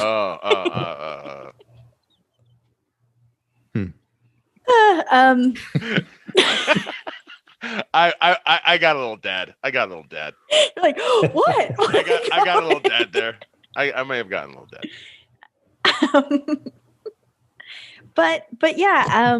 Congrats. So it was interesting to have since the time I've seen you guys sort of bookended with a COVID scare and then a COVID win, I guess is the best way to describe my parents. The full COVID COVID victory. spectrum. Especially because they weren't even really expecting it to be this easy and this soon. So Mhm. So they have their shit together down in Mexico. yeah. Well, I don't know about all that. They registered online and they just sort of showed up today and it worked out. Right. And I bet there's a bunch of people waiting to hear from them saying that you can come in. And so that's Instead of just showing up. exactly. Yeah. But it worked out for them. And their second shot is March Better 20th, to do it and apologize than to ask permission. and also apologize. Apologize. Yeah. Can I do this? Sorry. Be sorry about it, Mhm. please. So they have their second shot scheduled in a couple weeks. Yeah, the end of March 20th. So it's a little while. Oh, But- I should be on about page 58. Ooh, Yeah. ooh. Which means you'll be 2 pages from the end or 12. Correct. Mhm. Thank you, Sean. You are welcome. You are quite welcome. All right. Well, anything else, Amber? Yes, there's so much, but I also am like of the mind of it's okay to keep some things because next week might not be as interesting. So it's okay. Any teasers you want to throw out there? I took You Get the crowd you coming don't- back? You don't believe in the vaccine. That's got some meat. I do want to say, Jamie, I got very jealous of you when you were like, the last Zoom I was on was Thursday. And I'm like, oh, oh baby, I do this all day long every day. This is my life. I'm on the computer in virtual meetings. pretty much constantly. It's Do you have fucking any- hard, man. It is really, really draining to do that. Mhm. Do you have Yes, any it tips? Are you still teaching right now, Sean? Is that the Zoom stuff that you're doing? Are you not learning from me? This entire episode has been a lesson. For the record, it's always a learning experience. Yeah. Watching these shows. But are you teaching? Are you still Yeah. teaching? Yeah. Yeah. Which is great, and I feel very lucky. But it also is incredibly draining to do that Right. and I'm only doing it for 3 hours at a time, 3 times a week. You know, I can only imagine what it's like for Amber, But because that's I am intense, 3 hours a physically exhausted by the end of those 3-hour classes. Yes. I think by trying so hard to connect with people through the screen and like Especially make if you keep sure doing this. everybody is well, I do that because I'm trying to do a 3D thing, you know. I'm like, does anybody want a glass of water? And then they spray us with water. Oops, that's my phone. It's the it's the old SCTV gag. Hold on, let me write that down. No, it's just it literally, I feel drained after every class, physically exhausted. I try to force myself, and I've been bad about it, but I'll sit here for 3 hours teaching, and I'm like, I should get up from this chair, but I can't fucking move right now. I'm too goddamn tired to move. And then I'll sit there for another 45 minutes doing nothing, just because I'm wiped out. Totally. I completely agree. I think, I don't know if it's all people, but I guess it is. But being present in a meeting in a virtual setting, I feel like is more taxing than even being present in a meeting in real life, because it's That's why some people masturbate. Keep going, Amber. Dude? Who? what? No, I mean, guys have been caught. Tubing. But yeah, just it's draining. Sean, I agree with you. I'm sorry. I apologize. No, I agree. I didn't ask permission for that interruption, and I'm sorry. I apologize. Yeah. Okay, I'll get into it. I wasn't going to, because I was going to save it in my back pocket in case we needed to talk about it, but I'll get into it. I was nominated and accepted to be a part of this development program at work. Congrats! Thank you for high performing managers. Whoa! And it's a program that obviously typically it would be in person, but it's all virtual. So not only am I Doing working all day, because I still have all of my normal duties, but then but you're high achieving, so these meetings are intense. It was like 6 hours of they want you to have your camera on to see that you're there. Oh, also, like, there's I think 7 of us that were chosen from marketing throughout all of NBC Universal. I'm the only person from DreamWorks at all. And it's people all over the country. It's cool. It's a very cool program. I'm really excited about it. I hope that it means good things for me in the future, and I get to connect with a bunch of different people from different business lines. But and they bring in sort of professional development type presentations, but then we also work on projects. It's like a complicated, intense thing that will go on for 5 months. Like, we don't meet every day for 5 months, but it's all the way through May. And but we had our first 2 like all day 6-hour meetings on Wednesday and Thursday. And I will say, I have gotten used to working from home and at my own pace. And I had to be camera ready at 9 a.m. Bright and I couldn't pee till they told me to at 10:45. And I was like, it was exhausting. It was great, but I was like, oh, I'm used to, like, I could get up and walk while I'm thinking out an email, or it's different. It's just different being that present for that long. Can I ask what the I don't know how to articulate the question, but basically what the upshot of this is supposed to be at the end of the program. Do you know what I mean? Right. I mean, it's professional development, obviously. But is there like a track that you're now going on, or, I don't know how corporations work. Right. It's interesting.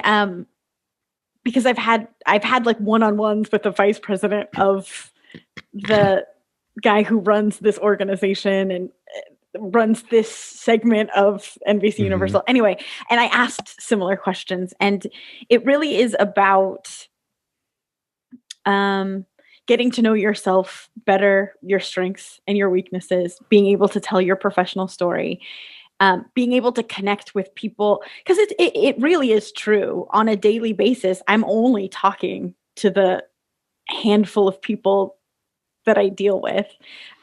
Especially when you're doing it all on Zoom. Right, exactly. So it's being able to grow your network and your connections outside of that. And he's like, I can't promise you like at the end of this, you will be promoted, but it doesn't hurt. And it's preparation. Right. And Great. I can't promise you that you'll be promoted, but let's just say this: something's going to happen, and it rhymes with schmomoted. But it also gets you, which I'm very excited about. I get to talk to people and work on projects of things that I don't do every day in my daily job. So I might see like, oh, hey, I'm actually really interested in that. And then I could try for that job track. And it's something that I might, before this program, wouldn't have even known that would not have even been aware of. Exactly. Wow. Can I say something? And I hope you'll take this the right way. I am not in any way trying to minimize your accomplishment, but I will say it does not surprise me in the least that you were chosen for this. I don't think that's minimizing. Yeah. I think that's very, very sweet. Thank you. I would like to echo those sentiments. I couldn't think of someone that was better for the job. It's like my I actually nominated 2 other people, so that shows you how much NBC and Universal are taking my nominations into account. Oh, but a part of this is why I wanted to bring it up. That's amazing. Congratulations. Thank you. But one of the seminars we did was, I like saying the whole thing because it just feels so good coming out of my mouth, was a corporate Zoom improv class. Oh my God. Did you know the teacher? Dick and balls. And it was about being able to have like a confident presentation when you first meet people. It actually had like a good tie-in sort of, but watching the people who are facilitating it, it did feel like sort of a sliding doors. This could have been me in an alternate universe. Can I ask a question? I don't want you to take this the wrong way. Oh, no. Last time you did that, it was like, I think you're wonderful and you're the best person. This is not that. Was Jamie one of the instructors? I was just thinking about it. There's a missed opportunity from not immediately saying it was me. Look, all you rock and roll venue owners, look, we gotta branch out and start training corporations in how to be more rock and roll. Right, Flom? I feel like the Zoom element just makes it that much more ridiculous. What did they have you do? I'm just curious. A lot of. Well, it was Amazing Amber, like that kind of shit? No. It was actually really good. They made it about presenting yourself on Zoom. So they did like skits at first where the presenter was like, "Oh, I can't like being bad at it," and like, how did that make you feel? Like, did that make you confident in me as a presenter? And then like, I feel like there's a right answer and a wrong answer. This is not this is not a trick question, is it? And then what would you say to Joe? Joe, I can't see your face, so I don't trust you. I say Joe seems very confident because he doesn't even feel like he has to be fully on camera. How'd you get in the program?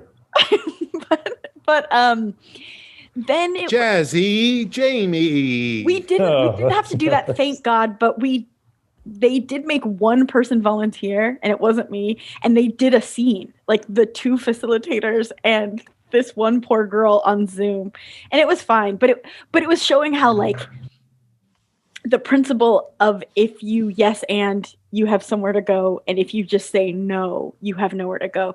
So the way they connected it is when you network with people, you should use open-ended questions and I was trying to do a trust fall, but there was nobody there. Listen to what they say and add to it. Yes, and it, instead of just saying, like, do you work here? Yes. Like, that isn't a good way. Yes, and I hope that continues. Right, exactly. Mm-hmm. It was fine. It was short. I don't want to ask you on the show, but I want to find out who these people were because Okay. I'd like to apply for a job with them. You'll have to wear, like, a blazer, though, I think. I have one. Great. Oh, You're no, I in. don't. Sorry. No. No shirt though. Hi, I would like a job with you. Yes, and I have a blazer. Silly Sean. Acrobatic Amber. Ooh, that's a good one. But I'm not. I'm strong. Did but you I'm dye not. your hair, by the way? I did in December. But the whole podcast has been like, it's really shining today. But I did like a little bit of a touch up, but yeah, it's red. But thank you for saying that. I didn't mean to shit on you because I dyed my hair at the beginning of December. To me, it was like going to be this shocking, everyone's going to die. It's so different. Literally no one noticed. Jeff is colorblind. So it's like, I feel like I did this radical change and there's no one who tell on knows. Zoom, but I just noticed it looks It's also really good. it's hard to see. It's on Zoom. I don't think it reads. Mhm. I'll send you guys a picture and you'll be like, oh, wow, that's red. I love how long it is, though. You Thank you. put a picture of it up recently showing how long it was. Yeah, I've passed my 1 year anniversary of getting a haircut. Wow. Galloping Joe. No, Joe, do you not understand the exercise? Do you know how to spell gallop? With a J? Okay, fine. Jalloping Joe. All right. Well, it's time for a segment on the show that we like to call Parting Shots. So why don't we start today with Joe? All right, I'm gonna get back up. I'm making more sounds when I move. Last week, I would like to apologize. Well, first for the record, I got the name wrong of the movie. It's Zoltan Dracula's dog. No, it's Zoltan. Shit. It's Zoltan Hound of Dracula. It's not Hound from Hell. It's Hound of Dracula. Sorry, Oh, honey. thank Can you. you We go were gonna back? get sued. Can you rewind that? Rewind that because I want to make sure I write this down. Rewind the Zoltan. Joe says it right once, then wrong again, then Yeah, right. I messed it up. Can't remember which. I'm sorry. I apologize. This is my apology tour. And then I would also like to just very quickly, last week I bagged on the Real Housewives franchise. You did? Well, I wasn't here.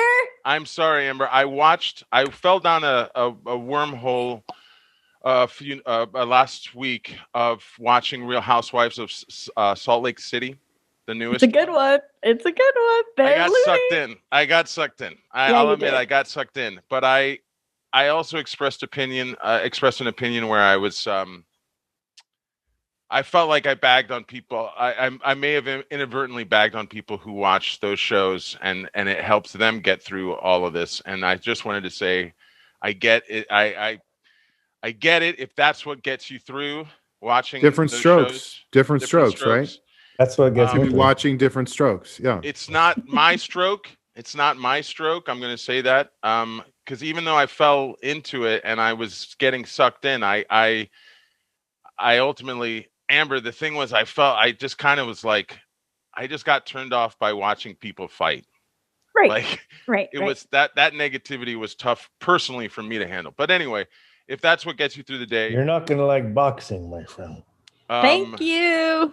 Yeah, I'm not. Hey, I think for most of my life, Who was that, by the way? What character was that? Shimway. Oh, Shimway.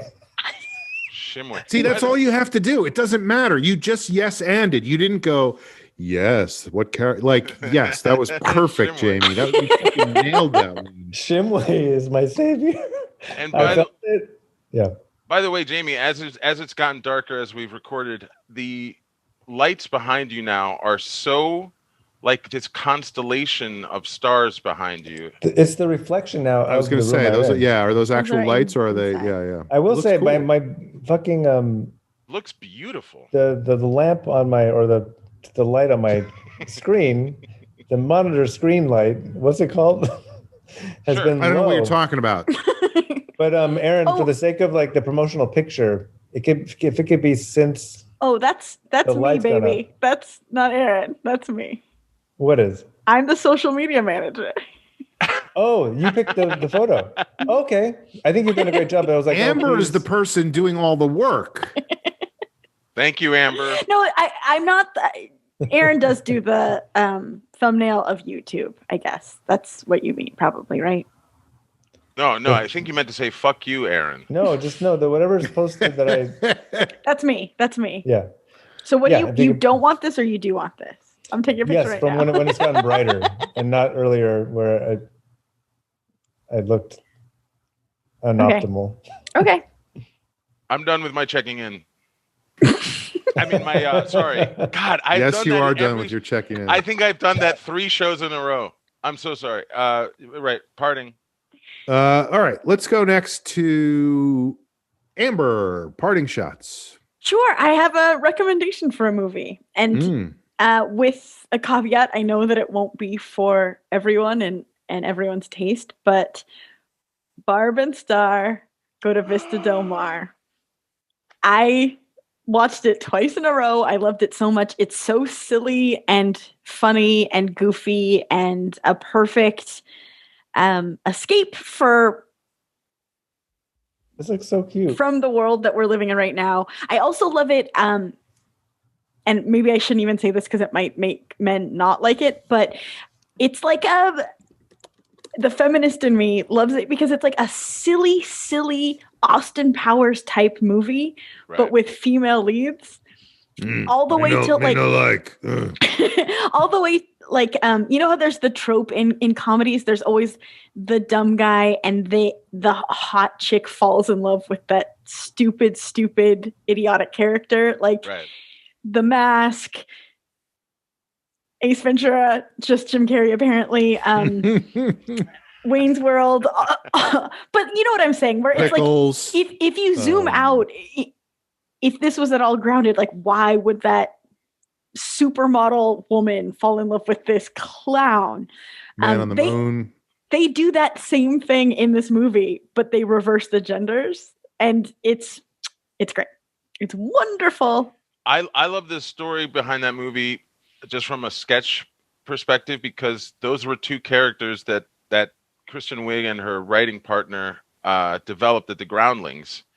And anytime you get that idea that this was something that they never let go of, those 2 characters, I think they wrote the script very early on years ago. Like they always wanted to make this movie, and then it's like you finally get to do it, and it sounds like they did it exactly the way they wanted to do it. It's pure joy. It's pure silliness. I love the poem behind the sketch, behind the story, behind that movie.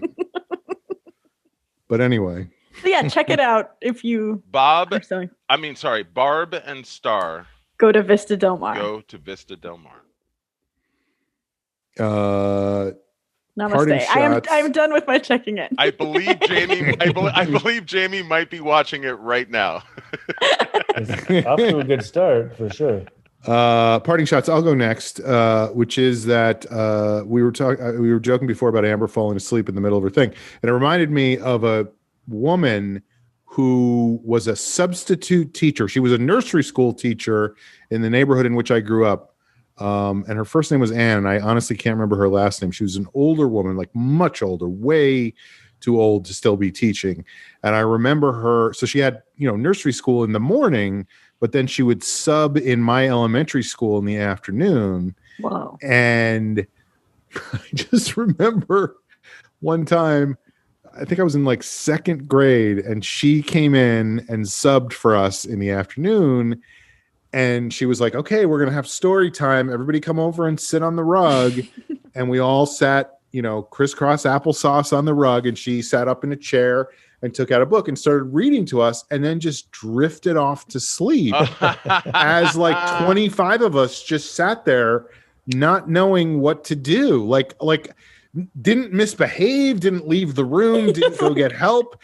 And then she woke up and didn't realize she had been asleep, and she just kept reading from where she had been. Oh my God. And then fell asleep. And it happened like 5 times in a row over the course of like 45 minutes. She just kept nodding off.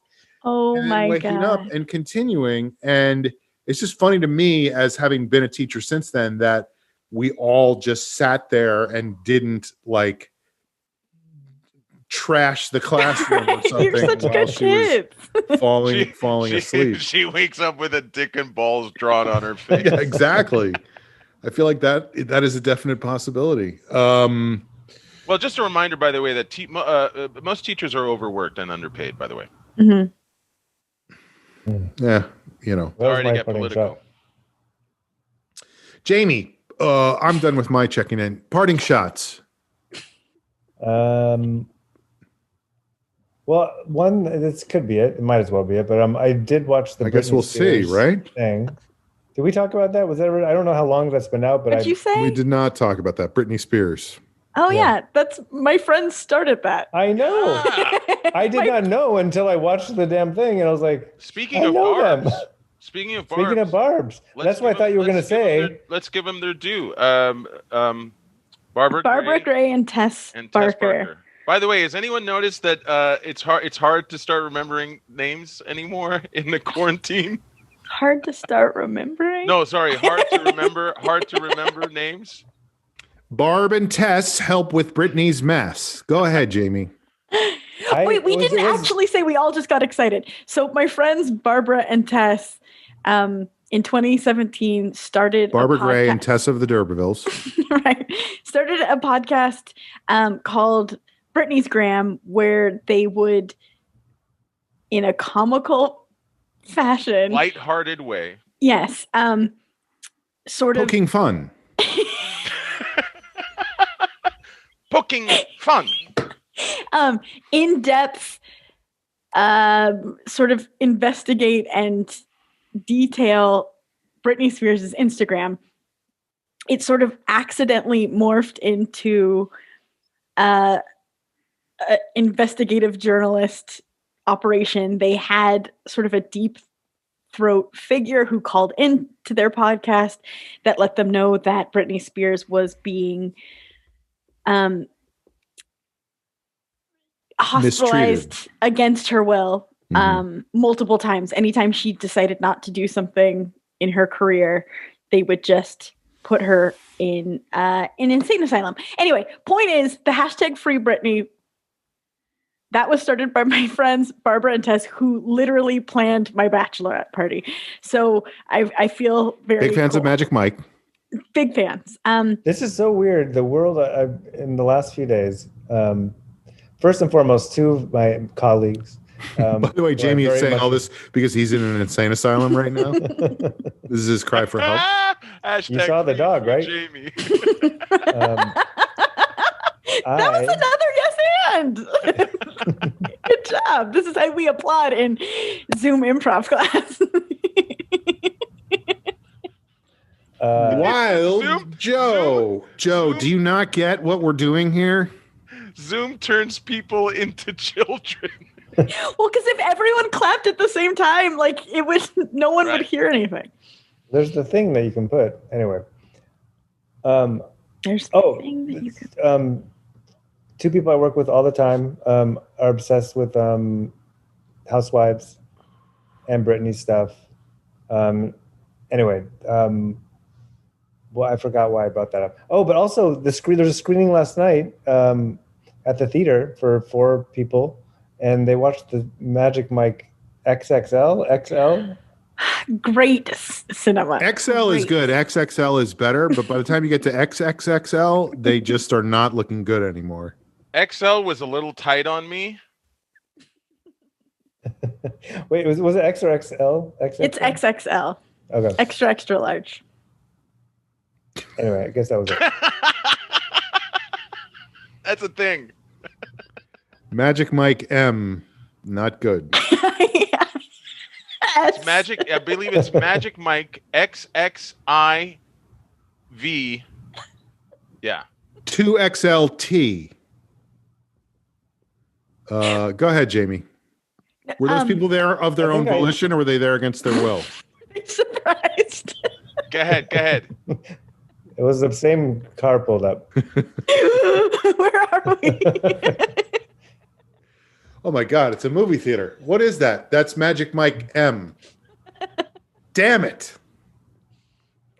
I think I got off track, but I think, Amber, you were talking about Barb and Tess. Mm-hmm. But I was thrilled to see them because they don't come in until like halfway through or more. And that was its own little special treat of it. And just seeing that they were at the center of all of it. And it was like, to me, my relationship with Britney Spears was, I think she was popular right when she college. ended that with you right before Kevin Federline, right? Yeah, you guys date. It was like a 2-week thing. That was one of the things Very where close. they were like, she's losing her mind. She's, this whole Dating Flam thing is for a long disaster. time. Jamie kept asking her if she was still a virgin. Look, Are you I got doing it now? I got a boar bristle brush. You don't have to shave your head. We can fix it. Well, this is exactly what I think that I just never had much of a interest. I think when Toxic came out, I was like, I think that's a great jam. But other than that, I thought she was just like pop culture, just was not what I was paying attention to. Well, it wasn't And- for you. It wasn't for me. But now that I'm looking back, I think just It wasn't against you. No, I just she was just to see the young Britney and the wide-eyed, how talented she was that I just never really understood. A whole new context to Britney Spears that I just never even anticipated.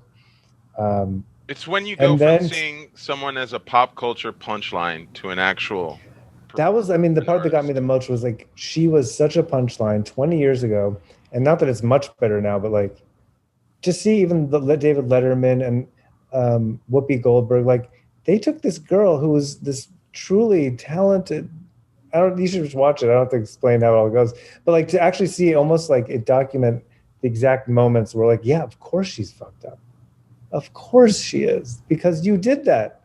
I don't know, to see the machine that does that to people at work in the worst way was just so illuminating, and how much I hate fucking the news One thing more that's than ever. Hey, tying it back to Sean's. one thing that's Checking. been Get away from me. reduced and has gone away in a big part is the paparazzi. And when you see that documentary and you see someone just trying to live their life with 40 people, a horde, just a horde of people 2 feet, 3 feet away from them, snapping cameras all at the same time. It's, A gang, a cohort, yeah. And why that's wasn't illegal and like harassment. a It's like, flock.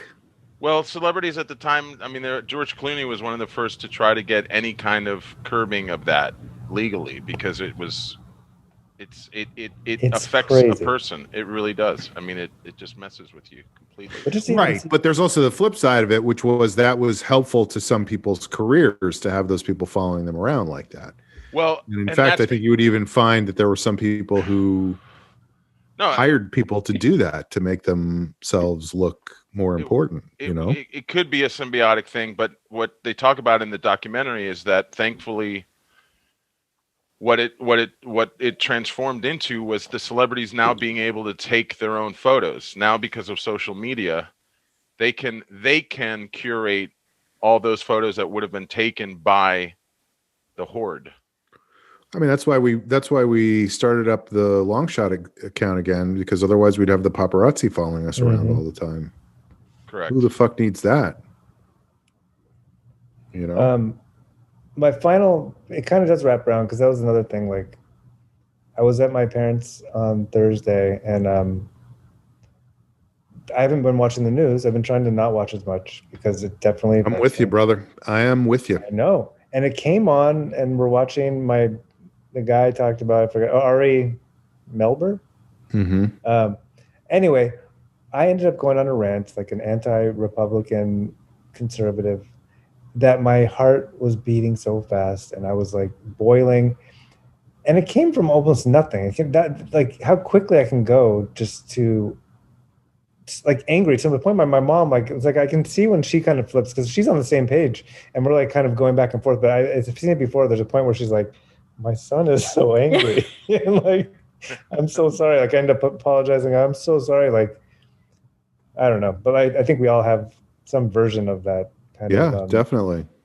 And it is tough, because I do, you get riled up, and then you're like, what am I doing? Like, I just need to fucking calm down, And it's designed to do that. Mm-hmm. And remembering that. And that's where the ultimate control comes in. I'm trying, in all my self-work through all the years, really trying to take the step back when seeing like all it takes is one idea that just starts to spiral that can completely change my mood, everything about where Are you talking about the Immaculata now?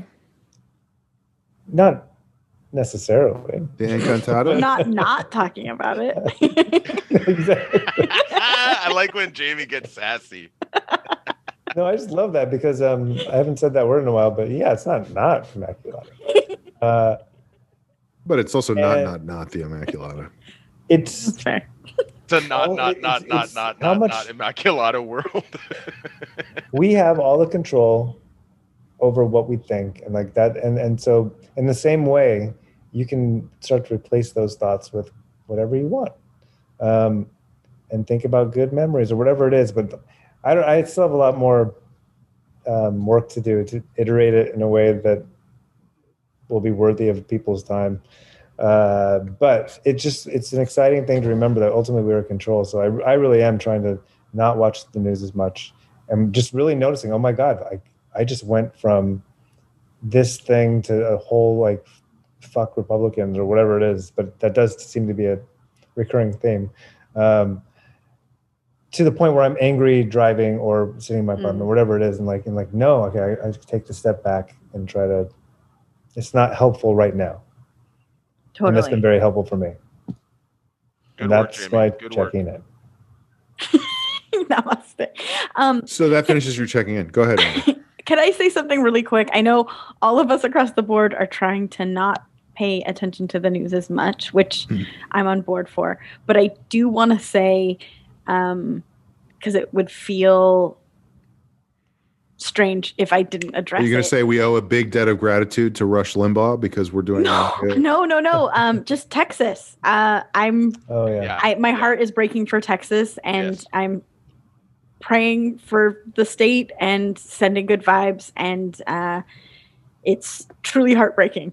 This isn't a funny way to end the podcast, but it felt weird to not address it at all. I was thinking about that too, Amber. And if anybody's listening, there are a million links out there to help all kinds of food banks and organizations that are doing what they can. So, off of what you just said, Jamie. Any hints on where to find some of those links? Internet. on the internet. But Great. just Thank you. Off of what you were saying, Jamie. I mean, I think the thing I've been trying to remind myself the past couple of weeks is if the anger starts to boil, that to do what you did, which is to try to consciously, kind of stop it, feel it, but at the same time, not let it get away. And at the same time, then take some action. Just take some action, right? One smile, one laugh. Well, and in the case of what's happening in Texas right now and some other states, I tried to take some, I tried to take some action. What I could do, and whatever it is, that's different for everybody. But if You're right. I mean, we're all trying to not get lost in the news, but the important thing is to also not check out of life, and whatever you can, if you can take some action so that you just don't feel that it's just emotions. I think there is a happy medium. Yeah. It might be a little bit of a struggle and Right. to find that place, but I think there is a happy medium. And by the way, I am writing a sitcom pilot called The Happy Medium, and it is about a Seances at who does Jamie's seances in a ticket booth. For people. And who've yeah, been take kidnapped. action. Whether that action is donating or whether it's just pulling out your dick and balls. Whatever it is, it's going to make you feel better either way. So, Look, if you can raise money through your OnlyFans, do that. Mm-hmm. Folks, this has been The Long Shot. It is a podcast. We do it every week, come hell or high water. Our goal is to provide people with one smile, one laugh. Who knows if we succeeded, but we succeeded for ourselves. If you're still listening and you haven't, God bless you. Did we pass Right. this improv Zoom class? There's just one person going, no. I think there's one more thing that might do it. There's one more. They could still get me there. We'll see. Eleanor bites my head off. We love a challenge. That's our show. We'll see you next week. Thanks for listening. Please, do what you can and rate and review. And are we applauding or are we waving goodbye? Is this All of it. Oh, there's a dog. She's tired, but she's happy. weird? She's Weird, Joe. God damn it, Joe. There's one rule. Yeah. All you have to do not know how to start two words with the same. All right. All right. What? Bye. What? Bye, friends. Guys.